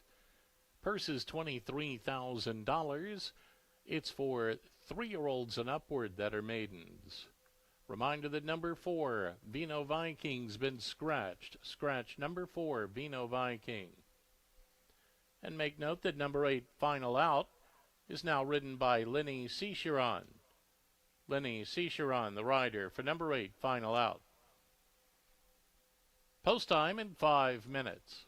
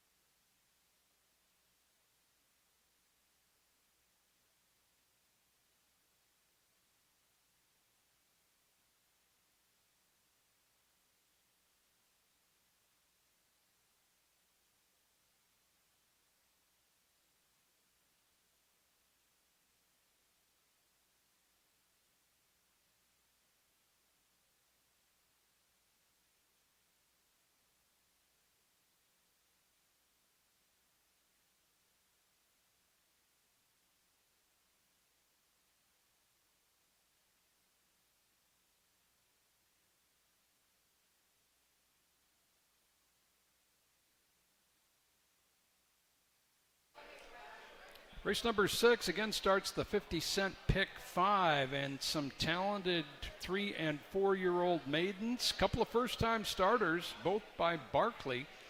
Numbers 3 and 5, the 2 firsters. Washington breds by that 2018 Long Acres Mile winner. There's one of them, favored son. Jennifer Whitaker aboard, our all-time leading woman rider. She's up for Howard Belvoir. It's a field of 8. Tom Harris will be calling the action in moments, and Tom's going to make a selection first. Okay, Joe, look to the inside with Lead the Charge. Lead the Charge has been right there every time. Looks to have a great shot for graduation here today. You know, this one, you go back to the 2-year-old campaign, was 3rd best in the Godstein Futurity, also 3rd in the Lads, finished 2nd in the King County Express. So He certainly has the resume and the credentials to get the job done here today. Silvio Amador does the guiding for Lead the Charge, number 1, your odds-on favorite currently at 3-5. As you mentioned, Favored Son in the debut run here today has good solid workouts to the credit for the first asking here, and comes from the capable hands of Howard Belvoir. Jennifer Whitaker in the irons there for Favored Son and that one's debut run. Then Annabelle's Asset rounds out my top 3. This one had a pretty decent showing at first asking, may build on that effort now. I go 1, 3, and 6 here in the 6th. Okay, Tom. Yep. Tom predicts Lead the Charge. Gets that graduation certificate today. John Lindley. Yeah, I'm going to pick him again. I know that you probably are kind of sick of listening to me tell you how great he runs and he gets beat every time, but from a speed figure standpoint, he's running 4 or 5 lengths faster than it normally takes to win this race. Normally it takes like a 65 buyer, and he just seems to run into the wrong horse every time. Maybe there's another one that will outrun him again, but I'm going to go with him probably, the 5th time in a row. We'll see if the 5th time's the charm. Well, if you're entering a maiden special weight race for 3 and up, you don't really like to see him in there because he is a constant presence all the way around and has outrun a whole bunch of horses. I did try and beat him with Annabelle's Asset, the son of Army Mule, who did finish a little bit behind Lead the Charge in Annabelle Asset's career debut a couple of weeks ago. Make it 3 weeks ago. So second time starter is the 6. Draws nicely, might have a little speed, a little improvement. He could be right in the hunt here. I'm on the 6th, John and Tom on the 1 in the 6th.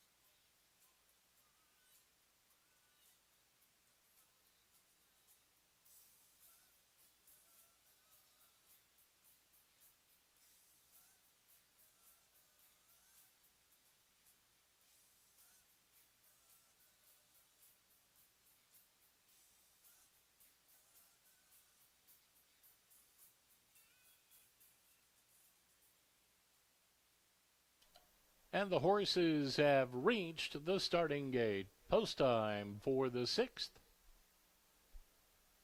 6th race today is the Michelob Ultra Purse at 6 furlongs.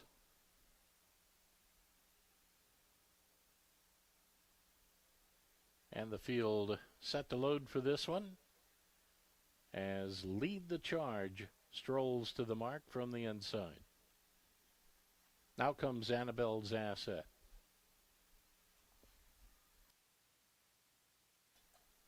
Raven Rendezvous, right in.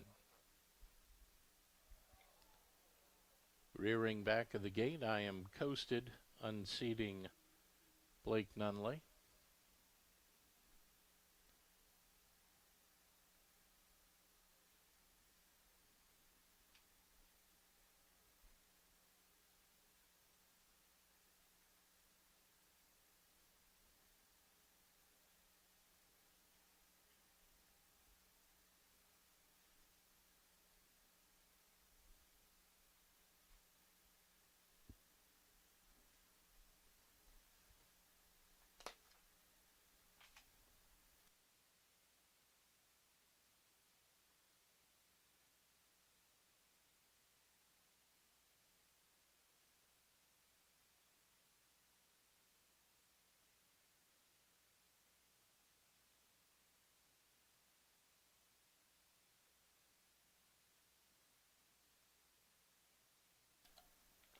A crew works to settle I Am Coasted in the starting gate.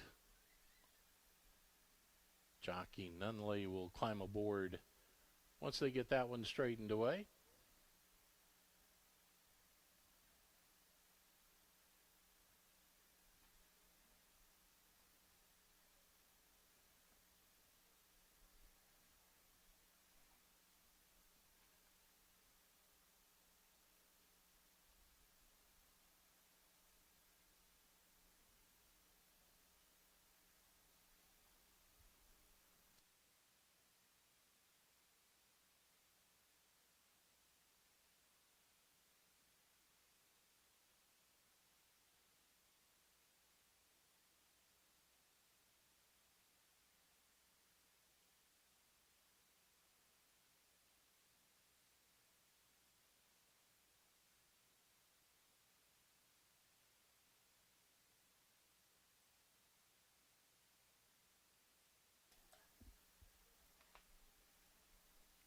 Now Favored Son steps up.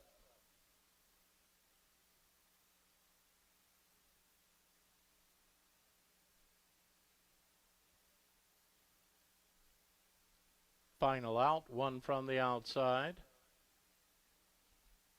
Here comes Illusion of Choice. Silver Ice, outside post.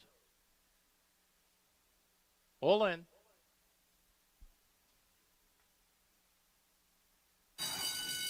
And runners away.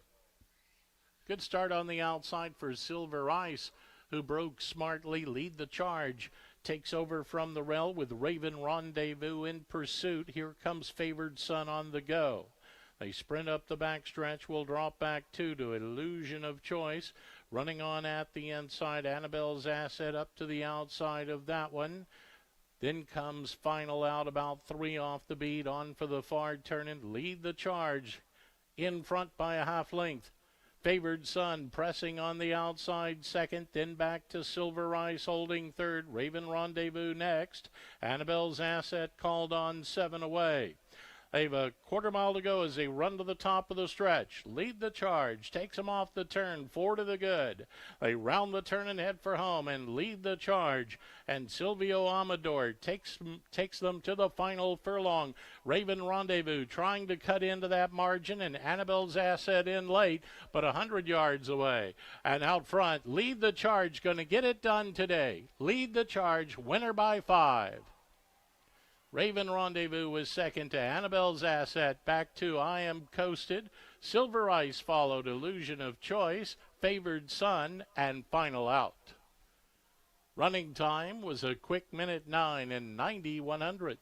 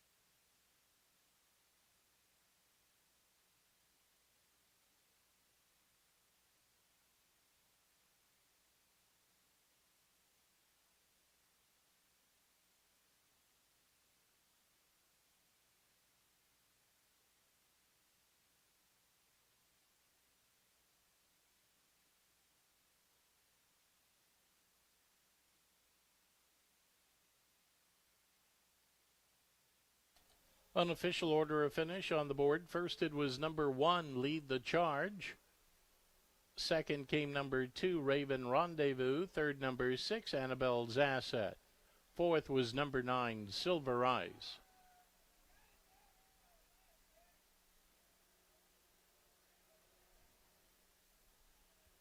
Running time of the race, a minute 9 and 90/100.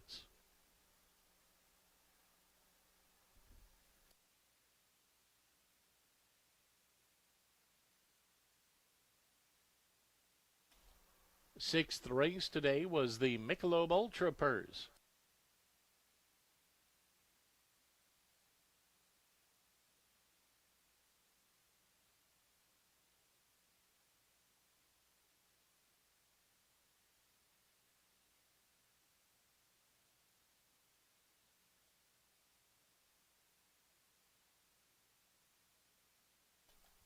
Results for the sixth race official.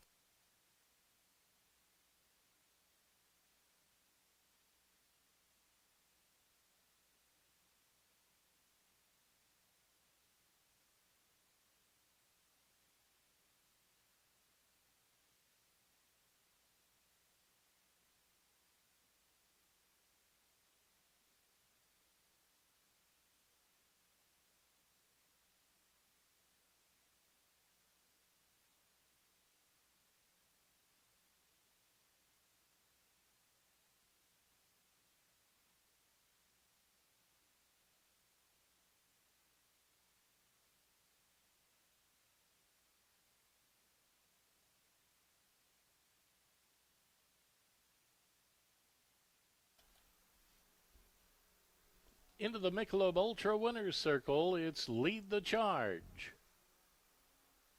Owned by John and Janine Mariansky and Gerald and Gail Schneider. The winning trainer is Blaine Wright.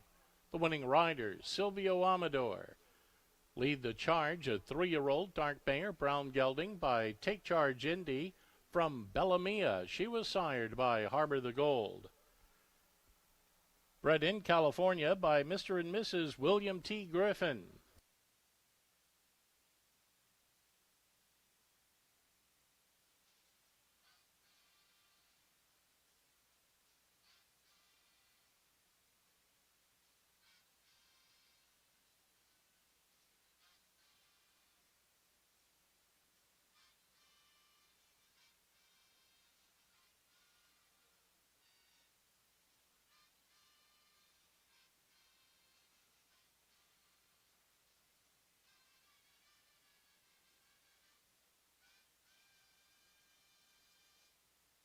That's a training double today for trainer Blaine Wright. Also Lead the Charge, bonus eligible for the SIP Maiden Special Weight and Up category, earning a $2,500 big check today for the winning effort. Congratulations to the connections of Lead the Charge.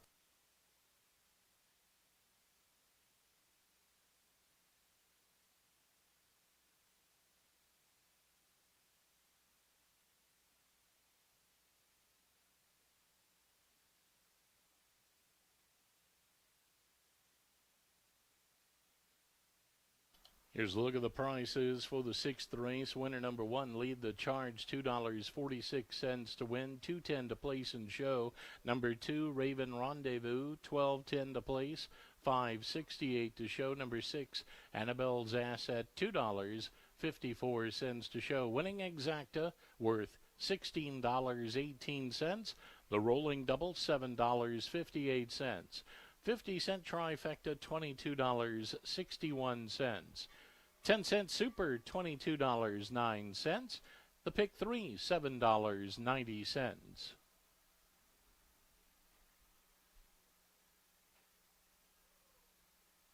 And the winning connections ring the bell in the winner's circle. That signifies a contribution to the Thoroughbred Aftercare program. Special thanks for your donation today. Every time we hear that bell ring in the winner's circle, we know that a donation has been made.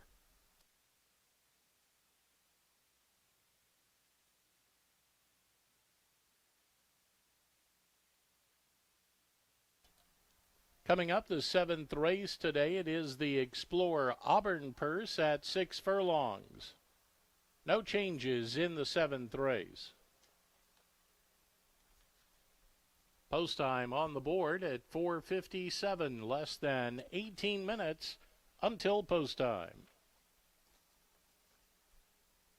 Fans, don't forget the T-Rex World Championship races return to Emerald Downs 1 week from today. The event will be broadcast nationwide on ESPN2 in early August. Come watch the fun or be part of the competition. We'll have divisions for men, ladies, kids, youths, and the Dino Dinos. That's 55 and up. You can sign up today at emeralddowns.com. And join us Saturday, July 11th for Ladies' Day at the Races. We'll have drink specials, prize drawings, and free admission for all the ladies. Post time 1:50 for Ladies' Day, Saturday, July 11th.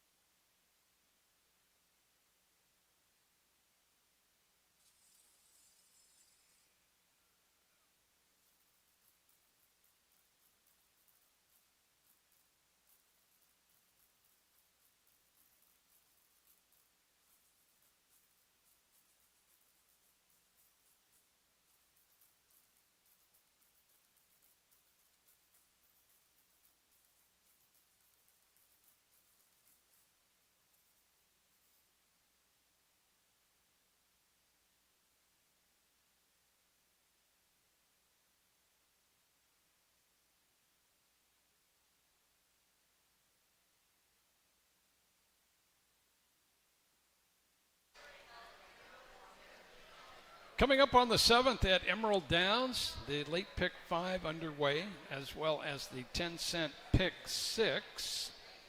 And the pick 5 with a heavy favorite start and lead the charge was pretty awesome today, John. Yeah, he broke well today. No trip excuses, and ran huge. I give him credit. He has repeated the same effort again and again and again, which is hard to do at that level. But he was able to get a maiden win, and we're going to see him in stakes company, and he's going to probably be right with them, just like he is in every race.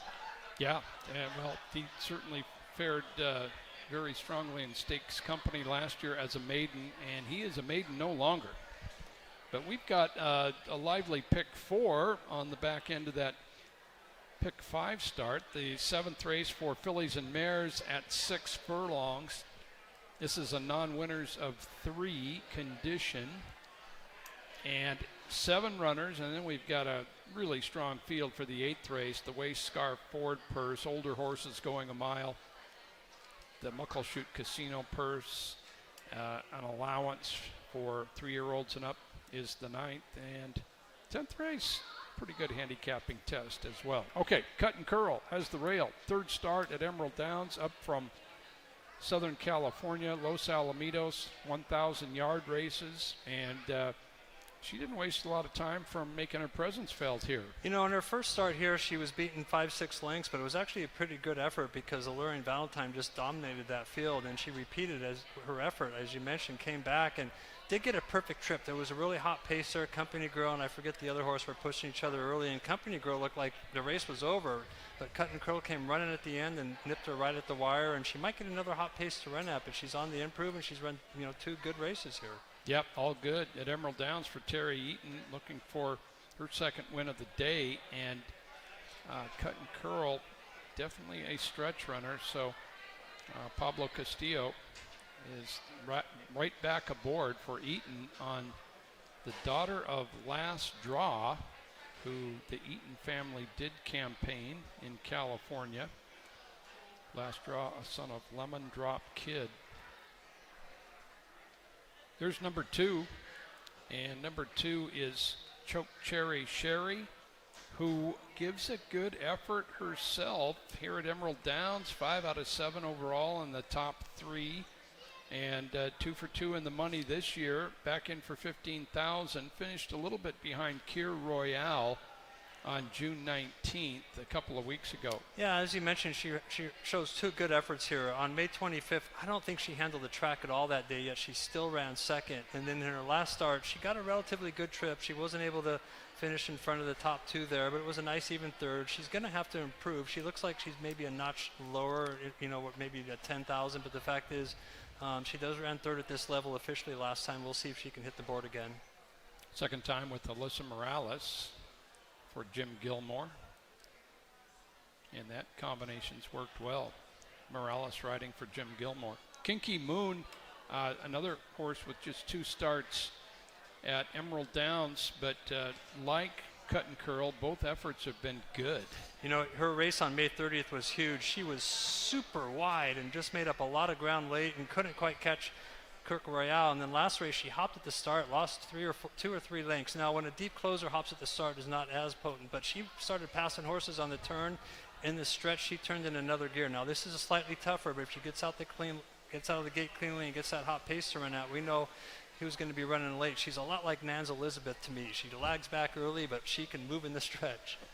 So 1, 2, and 3 all like to come from off the pace for their best move. Kinky Moon with Frank Alvarado once again for Steve Fisher. Number 4, Annika's Song has tactical speed, and she drops in class. Yeah, last race she had a relatively good trip. She sat 3rd, moved up, and kind of got a little tired. I thought she'd run it a little better. Now her race 1 back was a really nice 2nd to Tiger Lady.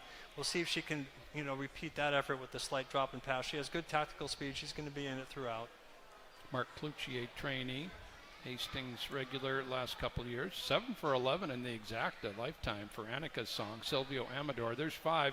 Coconut Dreams. Blake Nunnally gets up for Kimberly Johnston. Yeah, this is a jump up for her from 5 to 12.5, but she is quick early, and she's going to be up near the lead. There's a lot of horses that like the lead, though. She's going to have to work pretty hard to get it. We'll see if she can get clear.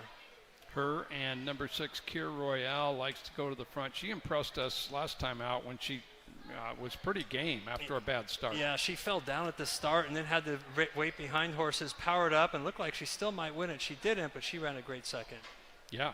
And Bumping River, that's Francisco Diaz-Lopez getting aboard for Jose Navarro. 7 fillies and mares to kick off the late pick 4, race 7.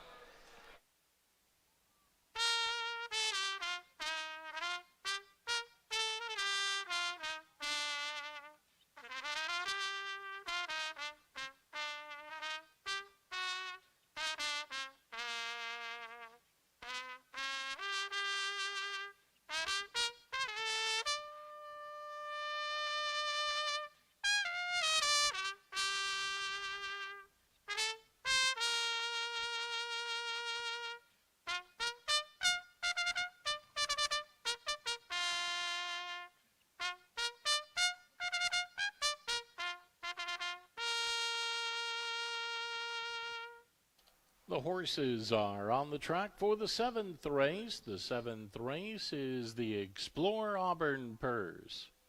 A distance of 6 furlongs, claiming event, purse of $14,000. It's for fillies and mares, 3-year-olds and upward. It'll be off and running in 5 minutes, post time in 5.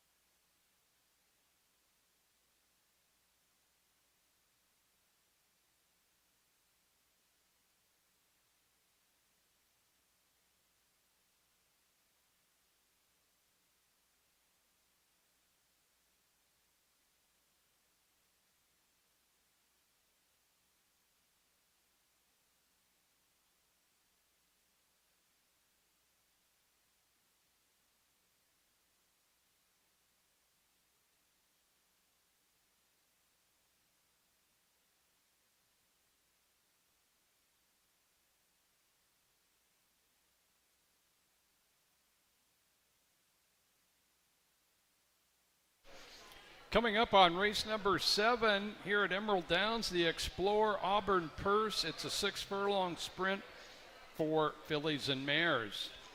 Pick 5's underway. We start the late pick 4 right here. And let's head up to Tom Harris. Well, Joe, John has got to be thrilled. Lead the charge, got the job done today. You have to fear not any longer, John. Well, we'll see what he does going forward, but you're right. He finally got the job done. You guys were on him on the right day. And he looked good doing it, too. He looked really good today. So, all right, this 7th race, the 6 Coeur Royale is the one I'm going to put on top here. Coeur Royale checks into this race, has really come to task in the last couple of starts. That was a game runner-up last time out at 6 panels behind Prancin' Lady. And the race prior to that was an $8,000 claiming score. It was at 6.5 furlongs, but it was a very impressive run for her. A minute 16 and 3 she clocked in gate-to-wire fashion. And she's had some nice efforts if you span all the way back to her 3-year-old career, even competed in stakes company in the Seattle Stakes. So I think she was cut out to be something pretty special, but she's been pretty tough in the claiming ranks for sure. Cur Royale, number 6, my top pick here. Number 3, Kinky Moon looked pretty good as well. And that last outing, and this one's just been in peak form as well, the last couple of starts of the season here. So Kinky Moon, I think, plays into the mix. Cut and Curl coming off a nice closing kick and could jump up and run another one here. Pablo Castillo to guide. 6, 3, and 1, my picks here for the 7th. Okay, number 6 on top, Cure Royale, a win, and then a rough start last time out, but a real game effort for the K. Cooper trainee. John, how do you see it? Yeah, I thought this race was super competitive. When I look at the dynamic morning line, I noticed the horse I picked, Annika's Song, is even money. And as I mentioned, I really thought she should have done better last race. She got a really good trip and she came up a little flat. Now, it was against much tougher company. This is easier and she drops in price here, but I think her advantage over the field, she has a little bit of an advantage over field, but it's not huge. But we'll see if she can get the job done in her 3rd start at Emerald. 3rd start at Emerald Downs for Annika's Song. Again, she career-wise 7 of 11 exacta finishes. So numbers 1, 2, and 3 definitely like to come from off the pace, but there is some speed in here. So I'm going to say Kinky Moon. It surprises me that she was, 1 for 17 when she came to Emerald Downs, because she has looked good in 2 starts here. I think she might be, I think she can stand the jump up in class. Steve Fisher trainee and Frank Alvarado back aboard. Kinky Moon to finish fast and win. I'm on number 3. John's on the 4. Tom's on the 6 in race 7.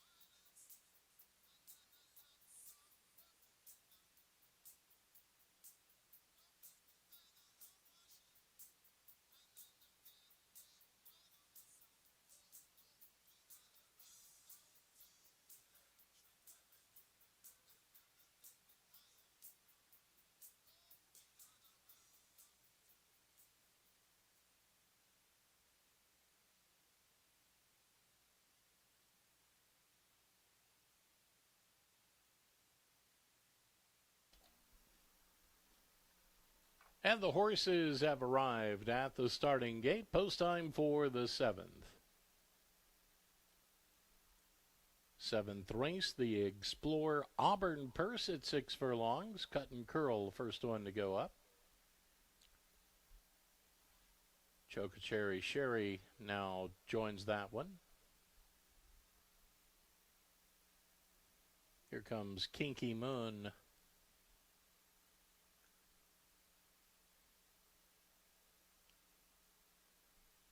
Coconut Dreams looks it over as Annika's Song steps up.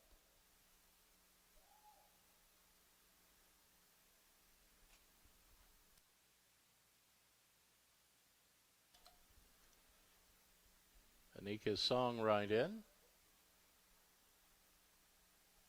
Coconut Dreams 2 from the outside. Now Cur Royale. Bumping River last one.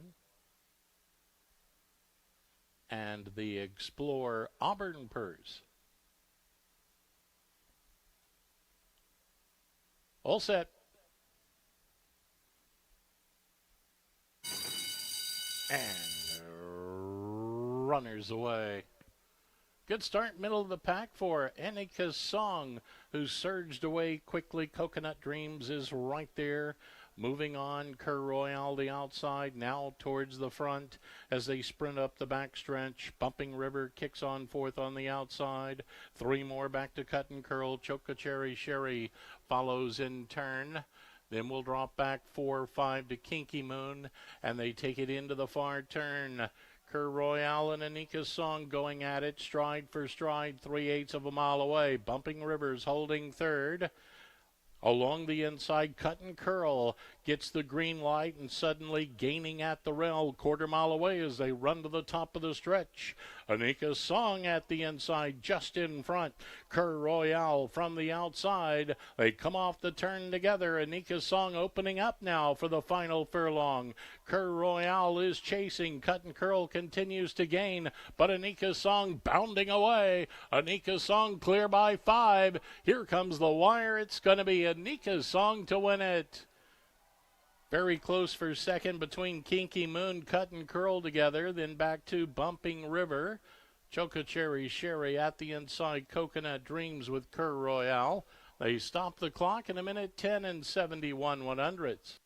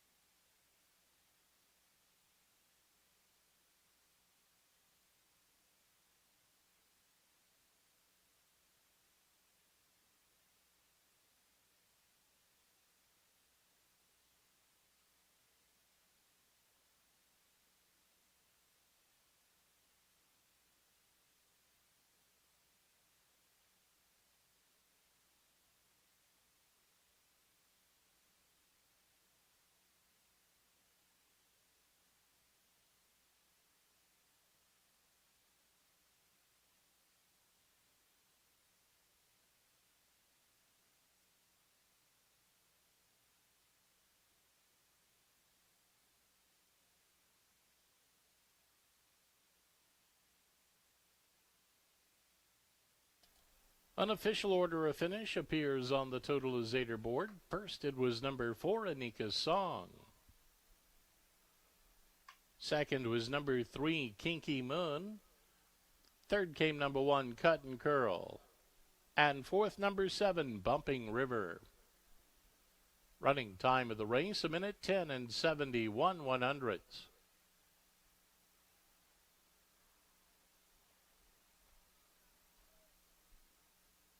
Seventh race today was the Explorer Auburn Purse. Results official.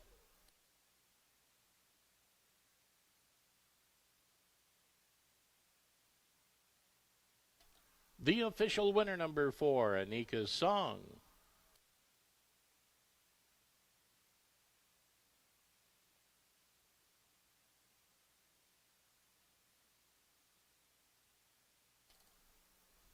In the Michelob Ultra Winner's Circle, Anika Song. Owned by Roy and Dixie Jacobson, trained by Mark Cloutier. That's a riding double for jockey Silvio Amador. 5-year-old Chestnut Mare by Rawls from Badget Star. She was sired by Bold Badget. Bred in British Columbia, Canada by Roy and Dixie Jacobson.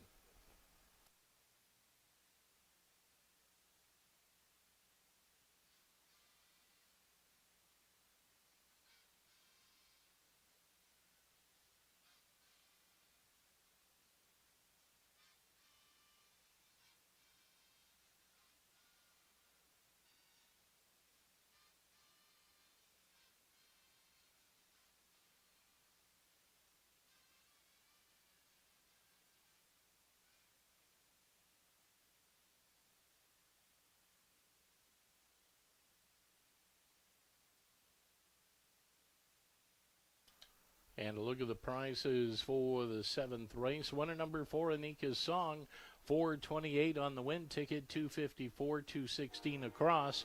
Number 3, Kinky Moon, $3.58, $2.70 on the show ticket. Number 1, Cut and Curl, $4.12 to show the exacta, $5.25. Rolling double, $3.11. 50-cent trifecta, $8.29. 10-cent super, $10.95. The pick 3, $6.92.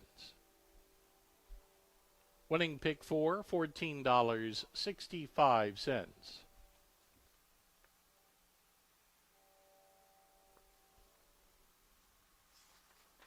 Coming up, the 8th race today, it's the Wayscarf Ford Purse at 1 mile. Number 2, Street Vendor, a change of rider. Make his jockey Alex Cruz. Alex Cruz to ride number 2, Street Vendor. Post time for the 8th race at 5:25. 19 minutes until post time.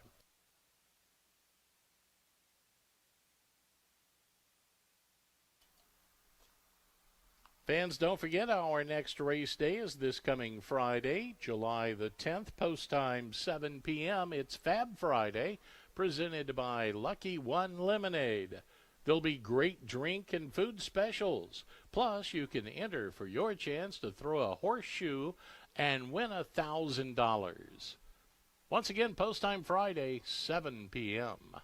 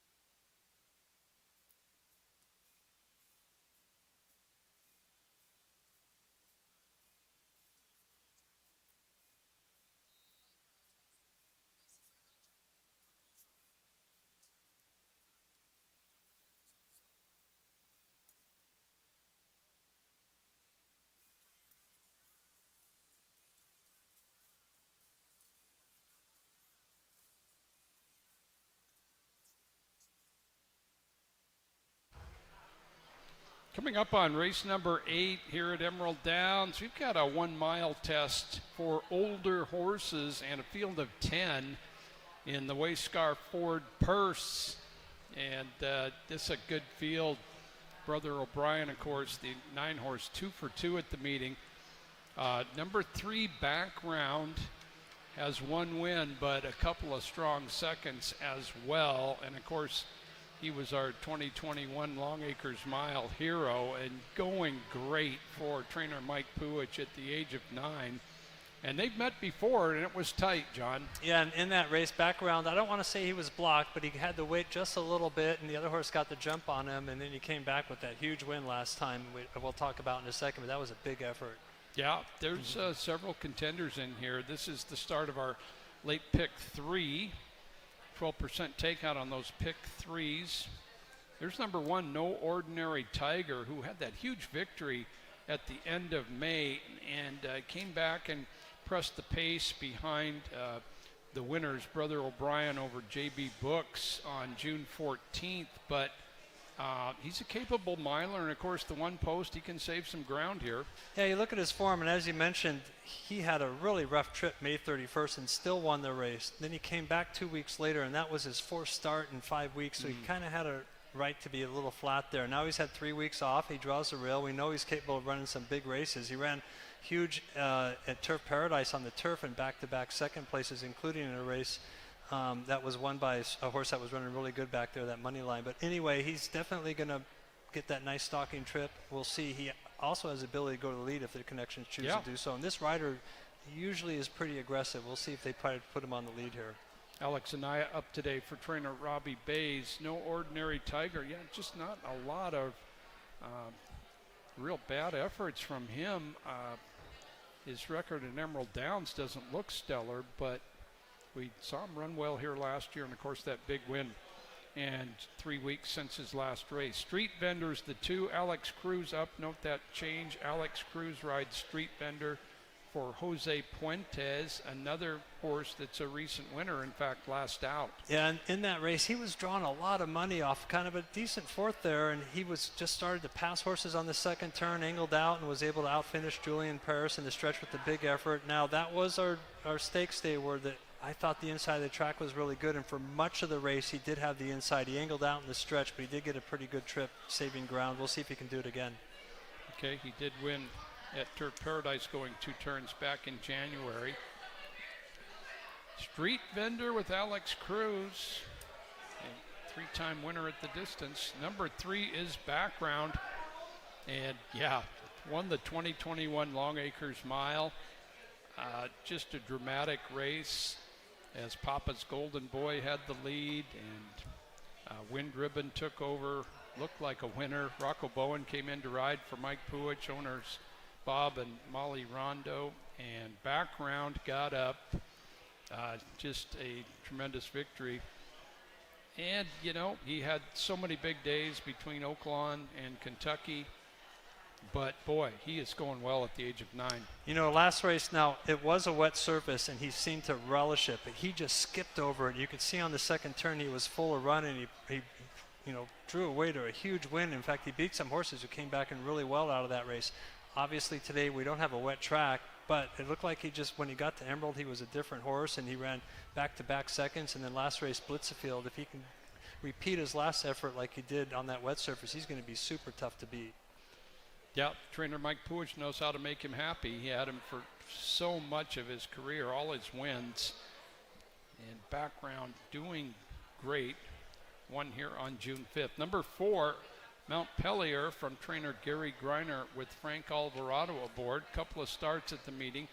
Been unplaced in a couple of starter allowance races behind the likes of House of Lords and No Ordinary Tiger, but, you know, has plenty of route experience. Frank Alvarado returns. Julian in Paris is darn consistent, John. You know, he had a tough trip 3 races back on May 17th where he didn't get out of the gate cleanly, and Benny Buckets got the lead. And in last race, he had a good trip in one sense, but in another sense, he was wide throughout on a day where the rail was good. And he took the lead, and he got out finished by Street Vendor, who I mentioned, did save ground throughout. So he's been kind of an unlucky second his last few. This is a tough field, but we know he's consistent. We know he's going to give a good effort. Yeah, 3 straight second place finishes for Julian and Paris. Charles Essex, Silvio Amador today. Number 6, J.B. Books, and second to Brother O'Brien in his Emerald Downs debut. Yeah, and he was wide throughout there and made a run between horses at the end and finished within a length and a half, and every reason to continue to improve here. It was only his first start at Emerald. He'd been off a couple months prior to that. Yeah, 2-month break, came back, and his excellent record at the mile does J.B. Books, George Rosales, Adrian Castellanos. Stop and Trace by Into Mischief. Mary Tate runner with Lenny Ciceron. Good third in his first start here. Yeah, he broke a couple lengths slow there, and he was really wide into the stretch. There was a lot of horses kind of cavalry charge. Slaughter was able to win there. This is a little tougher company. We'll see if he can outfinish him in the stretch for the new barn. Another horse with a good record at the mile, steps up in class. House of Lords, those battles with Benny Buckets at the meeting in the first couple wins for him. And then he was beaten favorite last time out, but didn't lose much luster. Yeah, in that race on May 24th when he beat Benny Buckets, he ran such a big race that day. He was wide on both turns, and Benny Buckets had a relatively slow lead, and he was out finish him like he did on opening night. And as you mentioned, last race he was favored over Brother O'Brien and had a good trip and just came a little flat. Maybe the first 2 races took a little out of him. He's got a little bit of time off between then. We'll see if he can bounce back with the big try today. Good record at Emerald Downs. House of Lords for Jesse Velasquez, Blake Nunnally. And there is Brother O'Brien with Kevin Krieger. 4 of his last 6, 2 straight, both with Krieger up for trainer Tim McCanna. Ace Myler, and You're the Cause on the outside, who certainly loves Emerald Downs. All 5 of his career victories here. Debbie Van Horn and Javier Matias on the track for the 8th.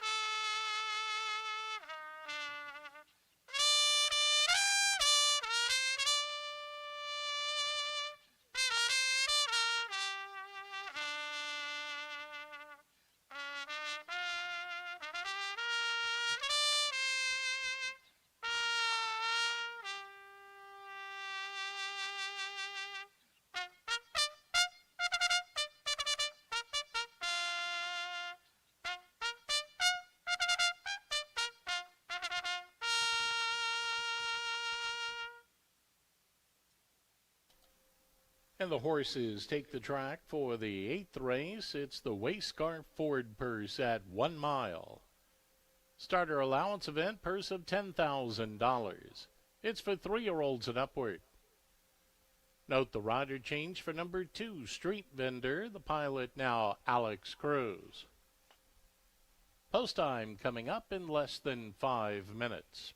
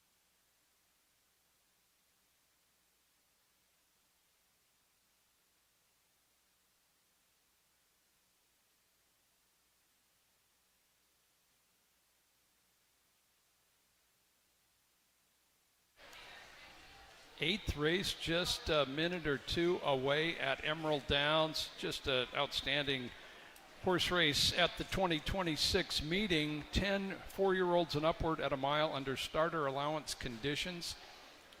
And 9-5 on Brother O'Brien, who holds a narrow victory over Background, who is 2-1 right now. Background the 3, Brother O'Brien the 9, but some good two-turn horses in this race. The start of the late pick 3. Let's go up to Tom. That's right, Joe. They are pretty close in the wagering. First off, we got to give a tip of the hat to the Trifecta King. He hit the trifecta today. Okay, so very good. congrats to the King.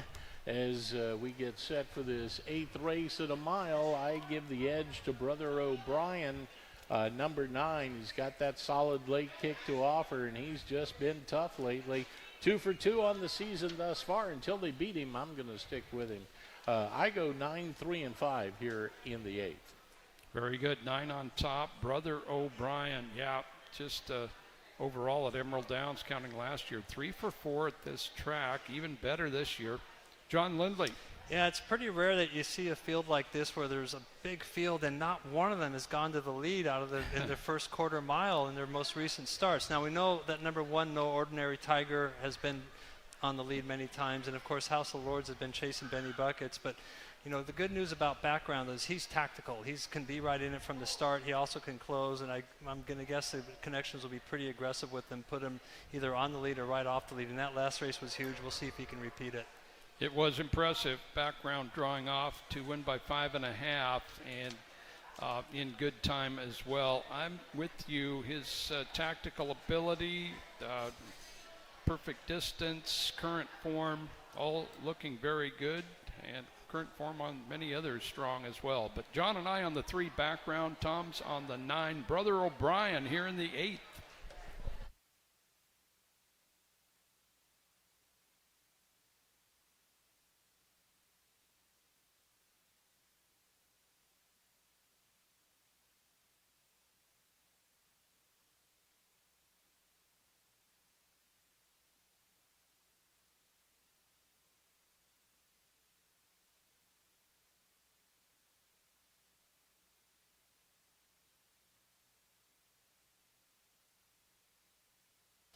And the horses have reached the starting gate. Post time for the 8th.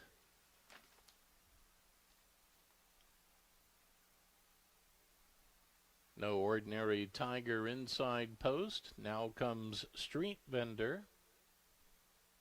JB Books is settled away, now joined by Stop and a Trace. Background looks it over, heads to the mark. House of Lords, 2 from the outside. Now Montpelier.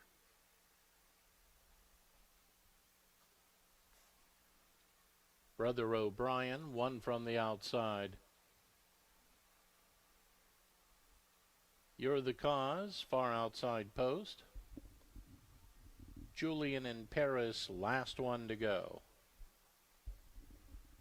Starter Mark Gibson will send them on their way. In the gate.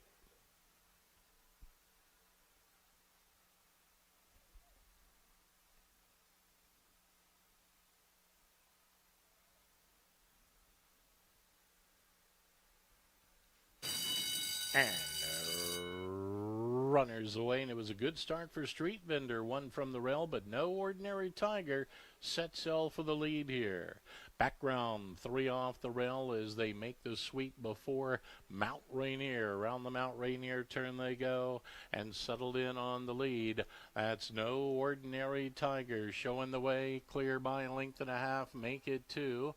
Along the inside, Background is tracking next. Then we have House of Lords perched up to the outside, 2 more. Back to Street Vendor, stopping to trace, about 5 off the beat, moving through along the inside. Julian in Paris next, still 2 to Brother O'Brien, 4th last. Followed next by JB Books to Montpelier, and we'll drop back 3 or 4 to You're the Cause, less than a half mile away. No Ordinary Tiger has set the terms here, leads it 3 parts of a length. House of Lords is right there to shadow the leader from the outside. Background well within striking range. Julian in Paris just continues to gain along the inside. Midway round the turn they go. The tempo quickens to the quarter pole. No Ordinary Tiger giving way to House of Lords on the outside. House of Lords puts a nose in front, but this one wide open as they round the turn and run for home. House of Lords met by Julian in Paris along the inside, but here comes Brother O'Brien, grandstand side, and he's hit his best stride. The race to the finish. It's House of Lords leading the charge. House of Lords to win it. Close between Brother O'Brien, Julian in Paris at the inside. Then we go back to Background Street Vendor.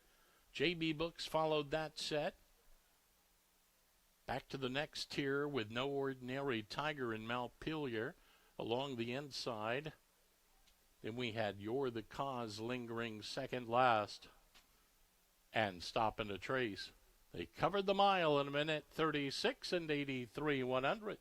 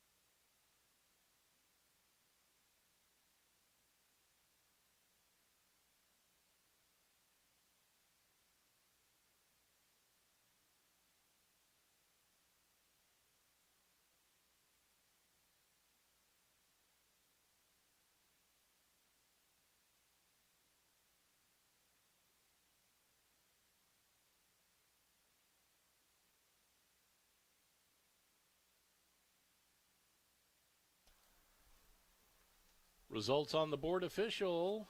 Official order of finish first, number 8, House of Lords. Second, number 9, Brother O'Brien.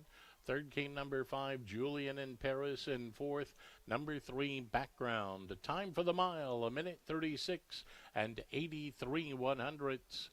Eighth race today, the Wayscarf Ford Purse.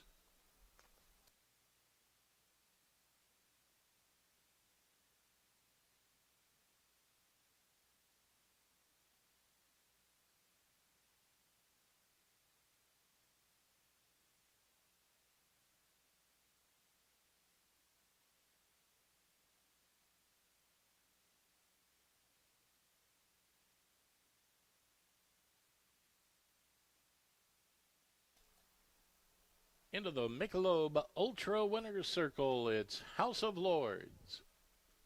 Owned by Rancho Viejo and Jerry Carmody. A training double for Rigoberto Velasquez. Score that a riding double today for jockey Blake Nunley. House of Lords, an 8-year-old chestnut gelding by Munnings from Champagne and Caviar. She was sired by Van Nistelrooy. House of Lords, bred in Kentucky by Paul Goldberg and Raymond Quick.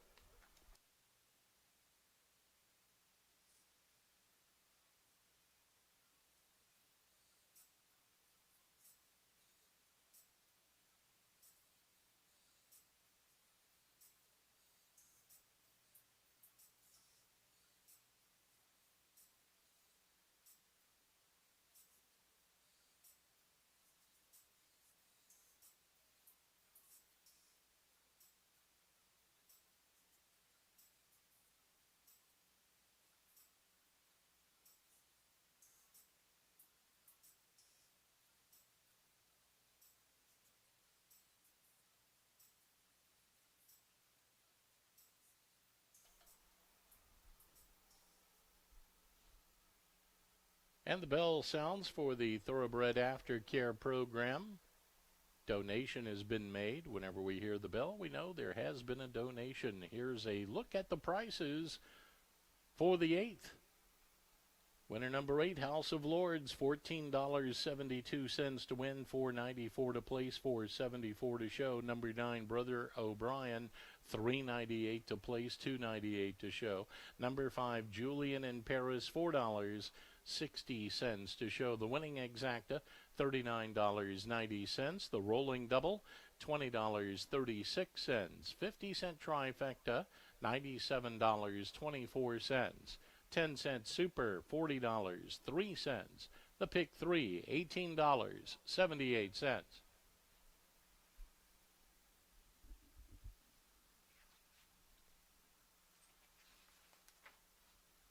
Coming up, the 9th race today. Today's 9th race, the Muckleshoot Casino Resort Purse at 6 furlongs.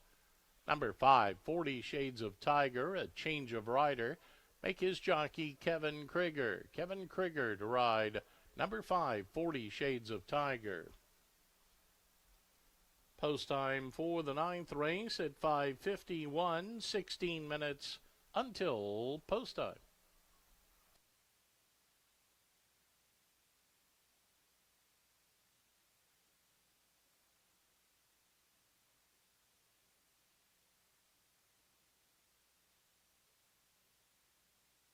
Race fans, if you enjoy a good cigar, then this is for you.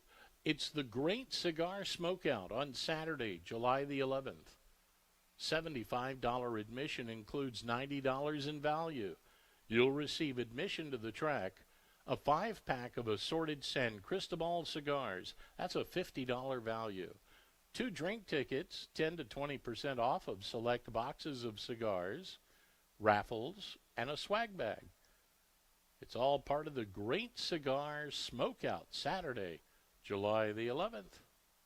Reminder, you must be 21 years of age or older to participate. If you'd like your tickets, you can get them at emeralddowns.com.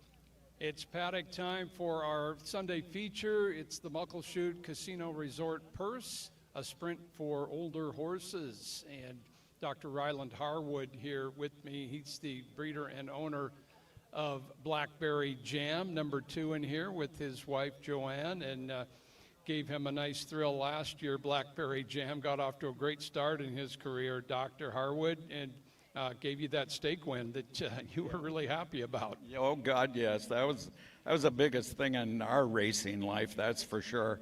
It was such a thrill. Happy 250th birthday to us all. I'm kind of feeling it today, but happy 4th of July to everyone.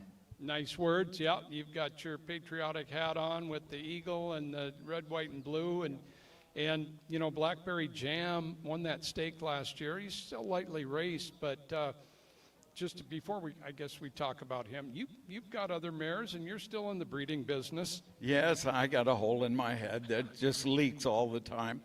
We've not got a lot of mares, 3 mares, and they've done well for us. Blackberry Jam's mother, we have a yearling full brother to him, and his name is Jimmy Hoofa, Hoofa, for those of you who remember Jimmy Hoffa. And then a weanling full brother, and she's bred back again. So that'd probably be her last one. She's getting up in age. But we're excited to what we got coming in the next couple of years. I want you to keep this place together for me. Okay. Yeah, we are doing our best. The crowd certainly are responding. Vistarella is the dam of Blackberry Jam, and if I say the name Lucinderella, I think that's going to strike a chord with some horse players around here, because she paid pretty good prices when she won a couple times. Yes, well, she did, and not too big. The one that I think you're thinking of is the other one we ran at the same time, named La Fonda, and she won at like 12 to 1, 20 to 1, and 30 to 1. That's the one. Yeah, she just throwing these clunk, clunk, clunk, and then all of a sudden, there was her day, and it paid great. Well, Blackberry Jam's on his toes here in the walking ring, and tell us about that first race of the year, the Auburn Stakes, only beaten 3 lengths. Yeah, we were thrilled really with that showing. He was wide throughout, and first race back, you'd think they'd come up a little short, but he came through hard on the end. He was passing horses and making up ground, so we were really tickled. My helper Chuck got him in such good shape, and we were thrilled with the end. You bet. Yeah, that was a fine effort. A little bit of a wide trip, and still only beaten 3 in the Auburn, and so he's in an allowance today, and all reports good since that race on the 21st. Yes, sir. He's trained very well, and as you can see, he's nice and sharp today. Like anybody that draws a 2-hole, you're going to go for it, So, our plan is like all the other people on the inside is try to beat him to the turn. And that's his strength, is his speed. He's double fast. Very good. Dr. Harwood, good luck today. Thanks for the information, and you'll be up watching in just a couple minutes. Good luck. Right on. Thank you, Joe. Always nice to talk to you. And happy 4th again to everybody. Thank you, sir. And last to leave the paddock is Nightcap Recap, a son of Conveyance who had an outstanding career debut. He's going to go to the track as the favorite. 6 to the track for the Muckleshoot Casino Resort Purse.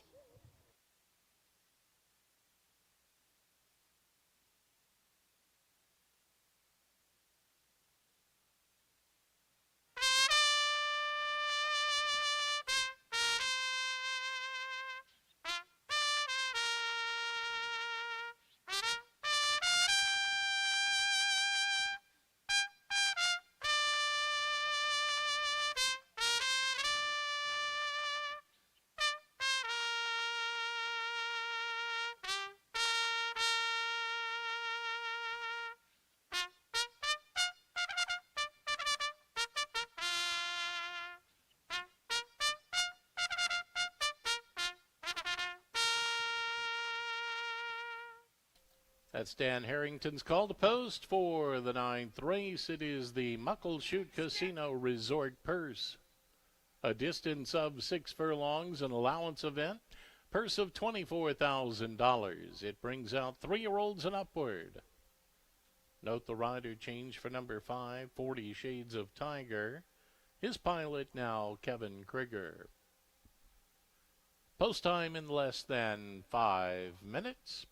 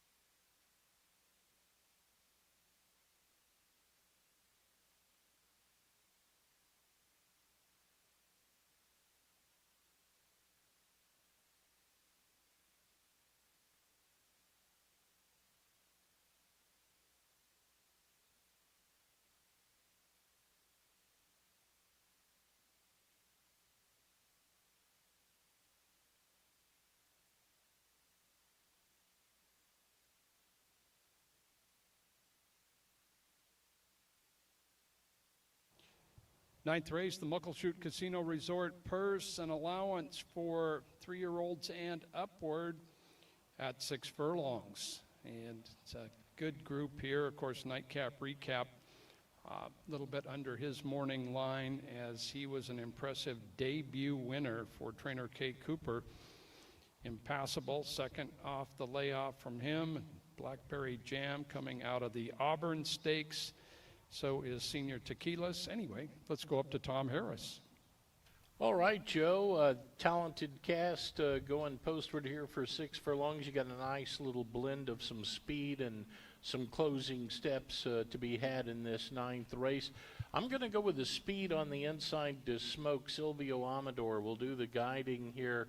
This one grabs the benefit of the rail. The last 2 races pretty impressive. Now the only question mark looms the extra distance out to 6 furlongs today. So that will be the task before DeSmoke. Number 1, my top pick, Blackberry Jam, second, and the 4, Impassable, the third selection here. So I go 1, 2, 4 in the 9th.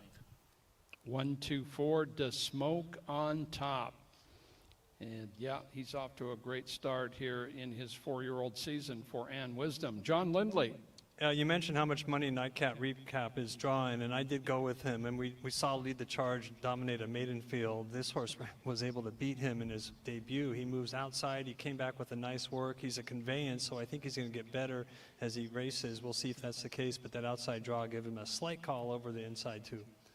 Okay, yeah, exactly. He outran Lead the Charge, who we know that isn't easy. A few horses have, but it takes a good horse to do it in a sprint.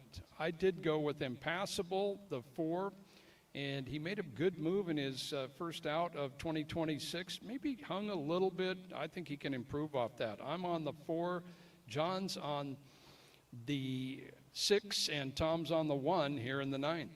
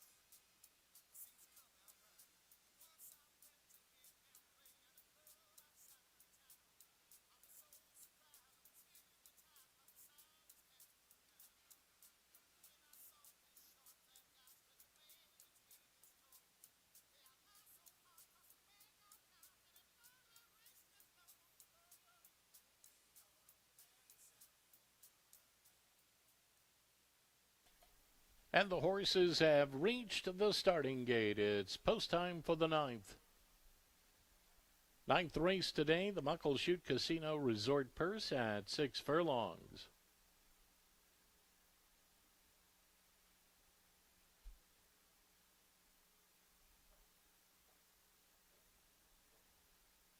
Field set to load now. To Smoke to the inside post. Now comes Blackberry Jam.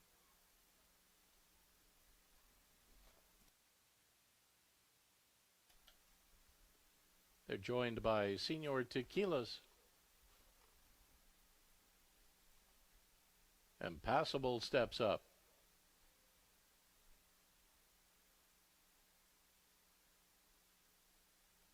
"40 Shades of Tiger," next one. Nightcap Recap outside post. The gray now moves to join them. And the Muckleshoot Casino Resort Purse.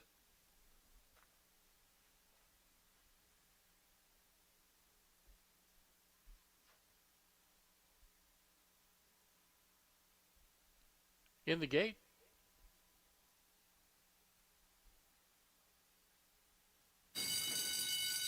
And runners away. Good start for the Smoke at the inside, who surges away alertly. Nightcap Recap is right there on the go as well. They pair off about 3.5 from 40 Shades of Tiger. Then further back to Impassable, Blackberry Jam follows second last. Senor Tequilas at the tail as they run on for the far turn. The Smoke at the inside leads at a half. Nightcap Recap on the outside accompanies the leader. There's still 5. Back to 40 Shades of Tiger. Senor Tequilas asked to stay closer now. Gains at the rail. 2.5 for 3. Back to Blackberry Jam as they race midway round the turn. Impassable tries to pick up the running from back of the pack. They round the turn and run for home now. The Smoke is at the inside. Nightcap Recap from the outside. They're a furlong away now. And there goes Nightcap Recap on the attack now. Nightcap Recap gets to the front. Challenge coming, though, on the outside from Senor Tequilas. Senor Tequilas gaining with every stride. Here's the wire. Senor Tequilas up to win it. Nightcap Recap back second. Blackberry Jam with the Smoke, 40 Shades of Tiger and Impassable. Time on the board, 1:09 and 44 100ths.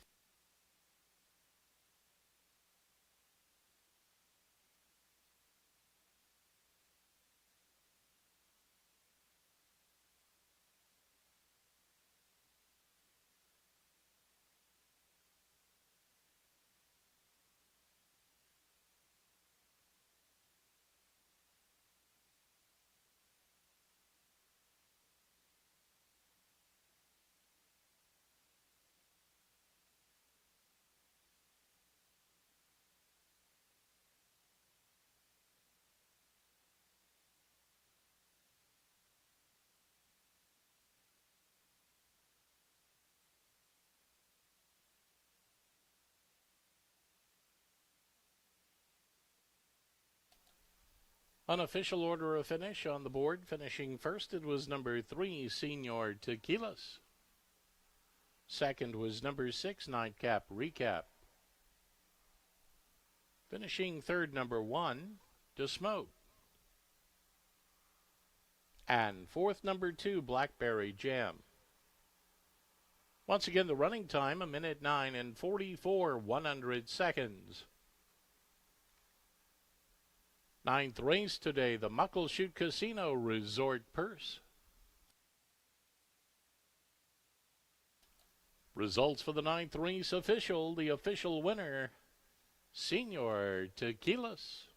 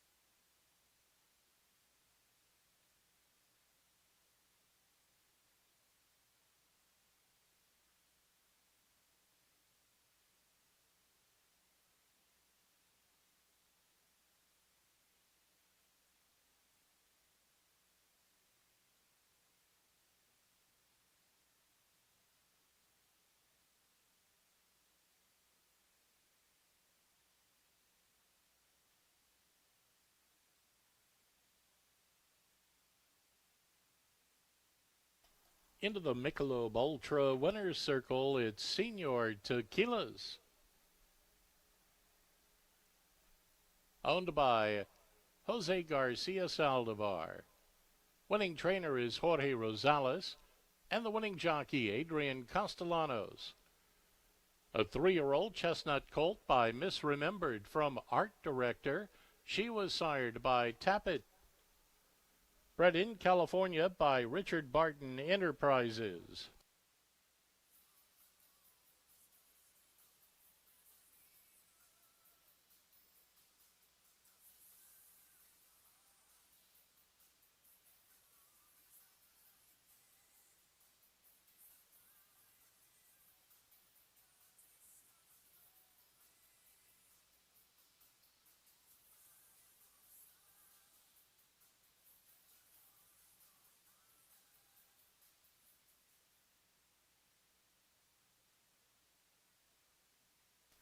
And a look at the prices for the 9th race today. Winner number 3, Senor Tequilas, returns $18.46 to win, $6.44 to place, $4.06 to show. Number 6, Nightcap Recap, $3 and $2.74 on the place and show.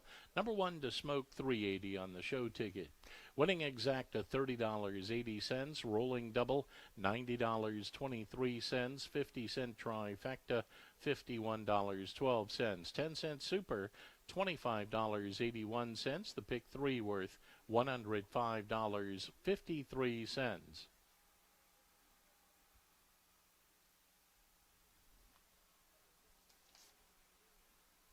Time to go trackside. Here's Joe Withy. Thank you, Tom Harris. Track announcer Felipe Valdez here, a former face at Emerald Downs as a rider, and rode a little bit more up at Hastings in Vancouver, associated with trainer George Rosales and jockey Adrian Castellanos. And you were in the paddock there, Felipe. Hey, good to see you at the track, and a nice win for the team. Did George give any specific instructions there to Adrian? Good to see you guys too. Yes, I was in the paddock with him, and he just told Adrian to just get a good break and set and just make one run out of there, and everything worked out perfect. It really did.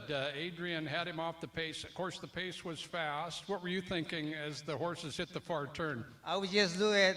You're going to get it right in the wire. I was rooting for him, and everything worked out very good. You were rooting. Yeah, Adrian got him off the rail and beat that favorite and the fast horse up front. Always good to see you, and thanks for being a spokesperson for the Rosales team. Thank you so much. Thanks so everyone. And I'm on my way to Vancouver with my family, and we're going to go on vacation. Good to see you guys again. Outstanding. Felipe Valdez, spokesperson for Senor Tequilas, who won our Muckleshoot Casino Resort purse.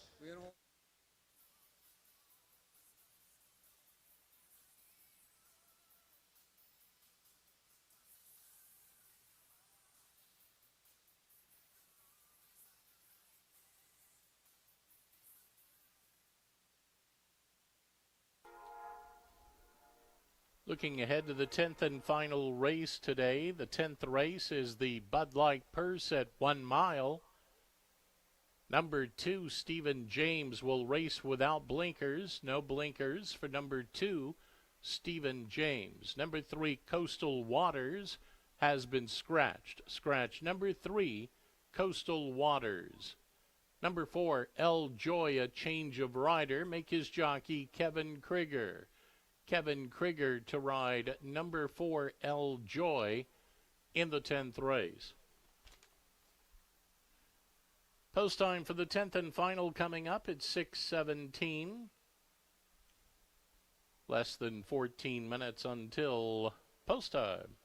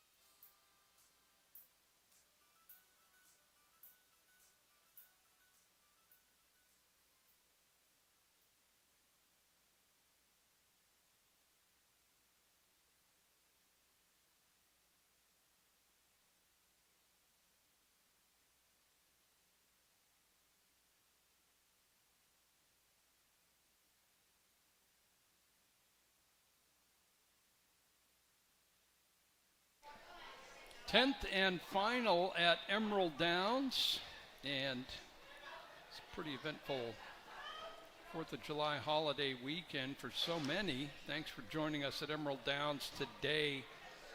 Some good action on the track, especially toward the latter end. Well, good 2-year-old race as well. And we've got a number to talk about here to complete the card. This is a mile. Bourbon Dancers dropping in class, John, and has the rail, has some positive 2-turn experience. Yeah, last race he was favored. He broke a length and a half slow and was wide throughout, but he does go back to the barn that ran a really good second with him one race back when he was wide on both turns, and that race would be pretty tough to beat.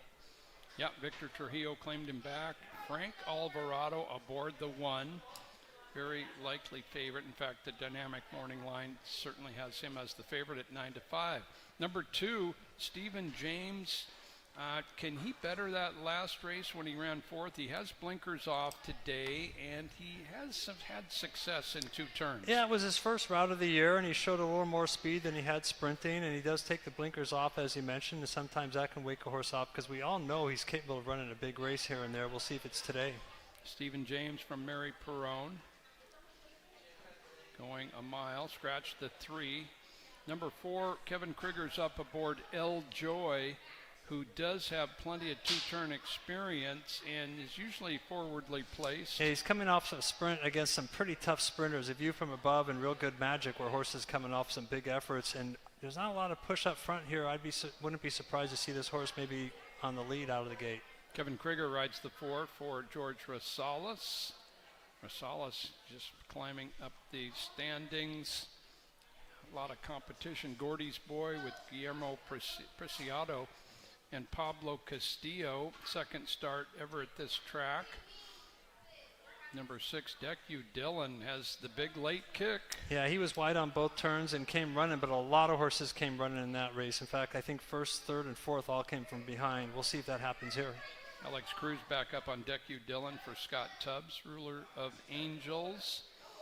Plenty of route experience. Second start at the meeting, up from Phoenix. 5:20 Sunset, 7-2. Morning line goes to the track at 7-1. Figures to come down a little bit as he can go 2 turns. Not last time out, but then Lucielle on the outside. The mare likes a mile. Yeah, she drew way outside there. She is coming off sprints, and as you mentioned, she has one routing, but she's going to have to improve a whole bunch to threaten today.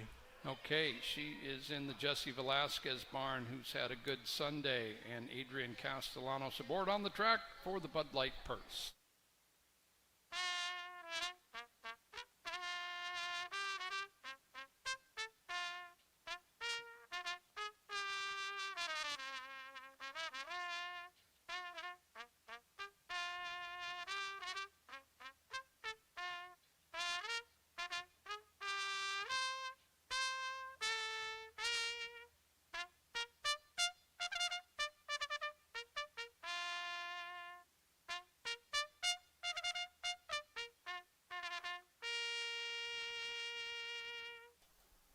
Horses are on the track for the 10th and final, the Bud Light Purse, a distance of 1 mile. It's a claiming event. Purse is $9,000.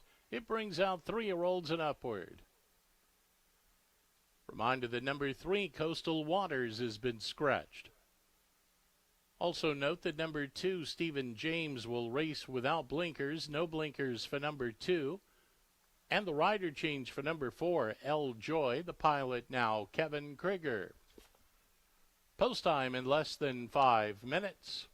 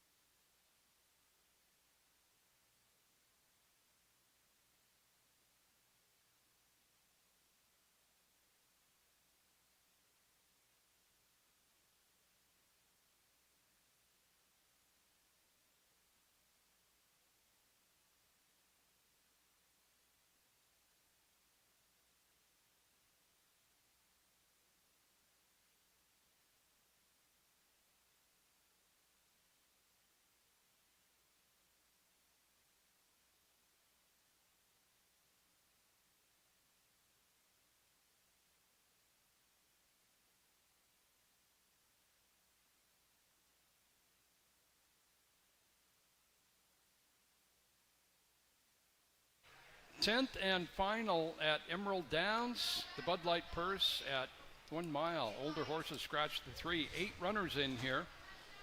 Here's a look at Ruler of Angels with Kevin Orozco aboard. Kevin with a nice tally earlier today on Stratajet.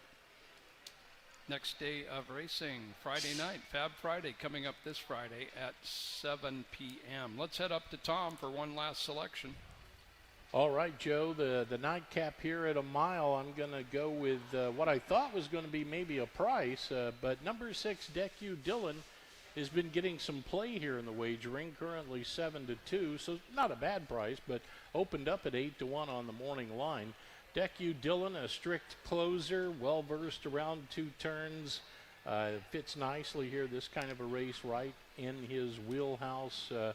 So he's not been an overly consistent sort, but when he kicks into gear, he can be very dangerous down the lane. So I'll go Decu Dillon, number 6 on top. I go 6, 1, and 2 here in the 10th. Very good. 6 on top, Decu Dillon, and he'll be from off the pace. That's his style. Came up just a couple lengths short in his most recent. John. Yeah, Tom's horse will be last. I'm hoping early, not necessarily at the end. I'm hoping my horse will be first out of the gate. El Joy comes off a sprint and he chased a view from above at least for a quarter mile. And if you're within a length of a view from above, I think you can get the lead in this field out of the gate. I'm guessing the connections will be pretty aggressive with him. He does like routing, and he's a turf horse, but he's done fine on the dirt. We'll see if he can get loose on the lead, and if he does, I think he'll prove tough to catch. Okay, and that's a George Rosales runner, just a second-time Emerald Downs starter, as John mentioned, getting away from a view from above in a sprint. Kevin Krigger's aboard the 4. Note that rider change. So we've got a 6 and a 4. I'm going to go 1 Bourbon Dancer. The rail going a mile is always good, and he's dropping in class. He has some positive 2-turn experience. I'm on the 1. Tom's on the 6, John's on the 4 in the 10th.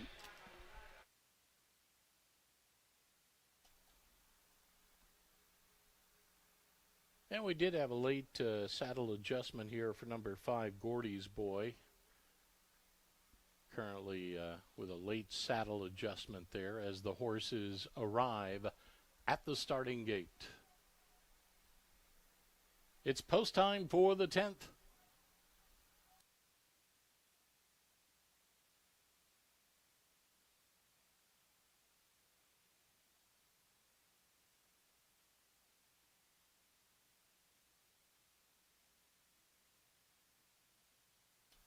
And the field set to load now. Bourbon Dancer heads to the inside post as Decu Dillon goes up to the mark.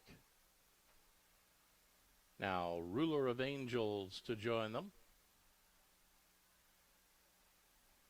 Stephen James one off the rail. Gordy's Boy to the middle of the gate. El Joy looks it over. Strides to the mark. 5:20 Sunset, 1 from the outside. Luciel, last one.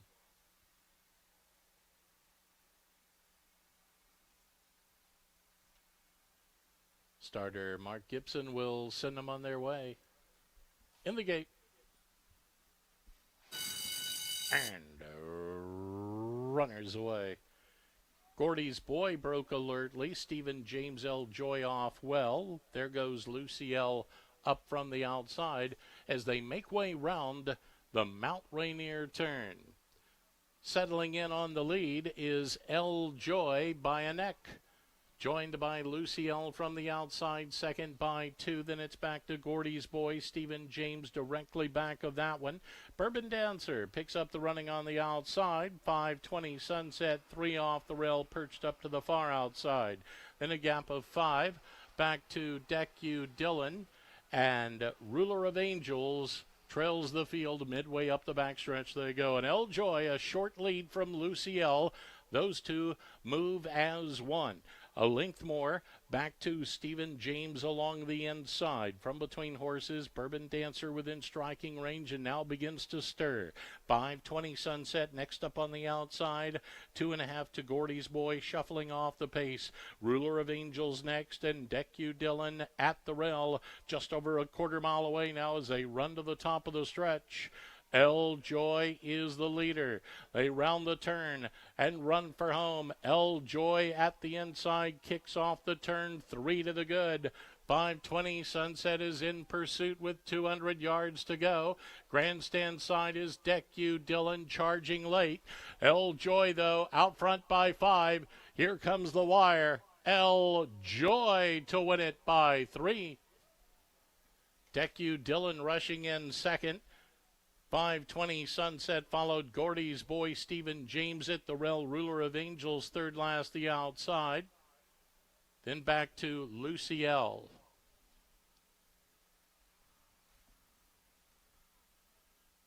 Time of the race, 1:37 and 51 100ths.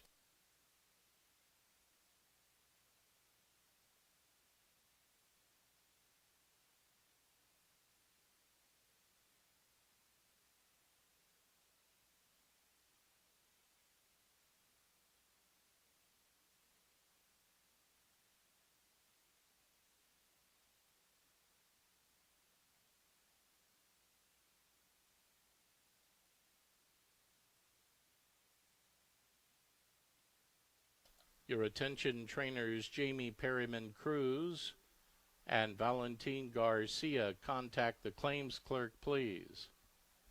Trainers Jamie Perryman Cruz and Valentin Garcia. Contact the claims clerk, please.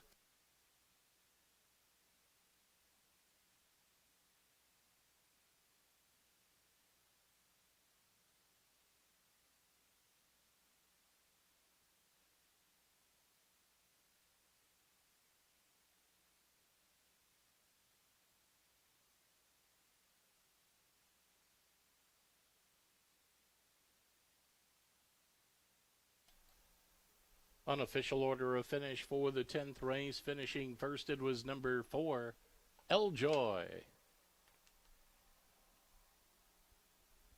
Second came number 6, Deck You Dillon. Third, number 8, 5:20 Sunset. Fourth was number 2, Stephen James.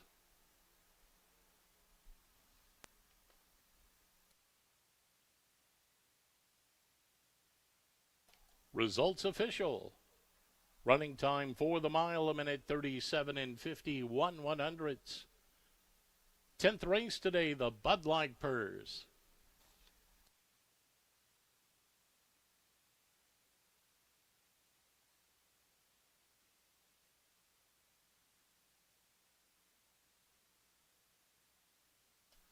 In the Michelob Ultra Winners Circle, it's El Joy. Owned by Tabawada Racing Stable LLC, trained by Jorge Rosales, double on the day for trainer Rosales. Ridden to victory by jockey Kevin Krieger. El Joy, 8-year-old dark bear, brown gelding by Kitten's Joy from Bluegrass Music from Bluegrass Cat. Bred in Kentucky by Kenneth and Sarah Ramsey.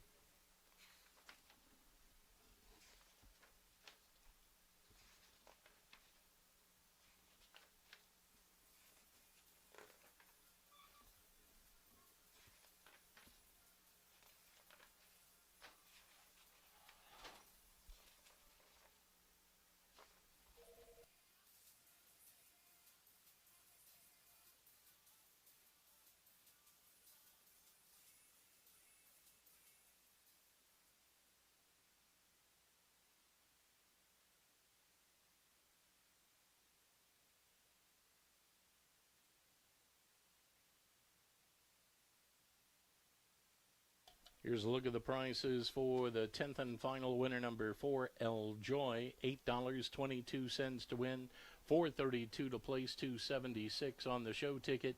Number 6, Deck You Dillon, $4.88 to place, $3.58 to show. Number 8, 5:20 Sunset, $3.52 to show. Winning exacta $17.81. The late double paid $44.31. 50-cent trifecta $28.52. The 10-cent super $30.18. Pentafecta worth $568.79. And we have a look at the late pick 3, $230.34. The pick 4, $576.38. Today's pick 5, $754.83. 10-cent jackpot pick 6, $412.73. There were no unique winning tickets in the jackpot pick 6, and that carryover pool for Friday now stands at $4,852.25. There was a claim in the 10th and final. Number 1 Bourbon Dancer was claimed. The new owner and trainer, Valentin Garcia, Valentin Picho Garcia, the new owner trainer for number 1 Bourbon Dancer, claimed from the 10th. Race fans, don't forget, our next race day is Friday coming up, July the 10th, post time 7 p.m. It's Fab Friday, presented by Lucky One Lemonade. We'll have great drink and food specials, plus you can enter for your chance to throw a horseshoe and win $1,000. Join us right here Friday night, post time is 7 p.m. From all of us here at Emerald Downs, I'm your track announcer, Tom Harris, wishing you all a pleasant good night.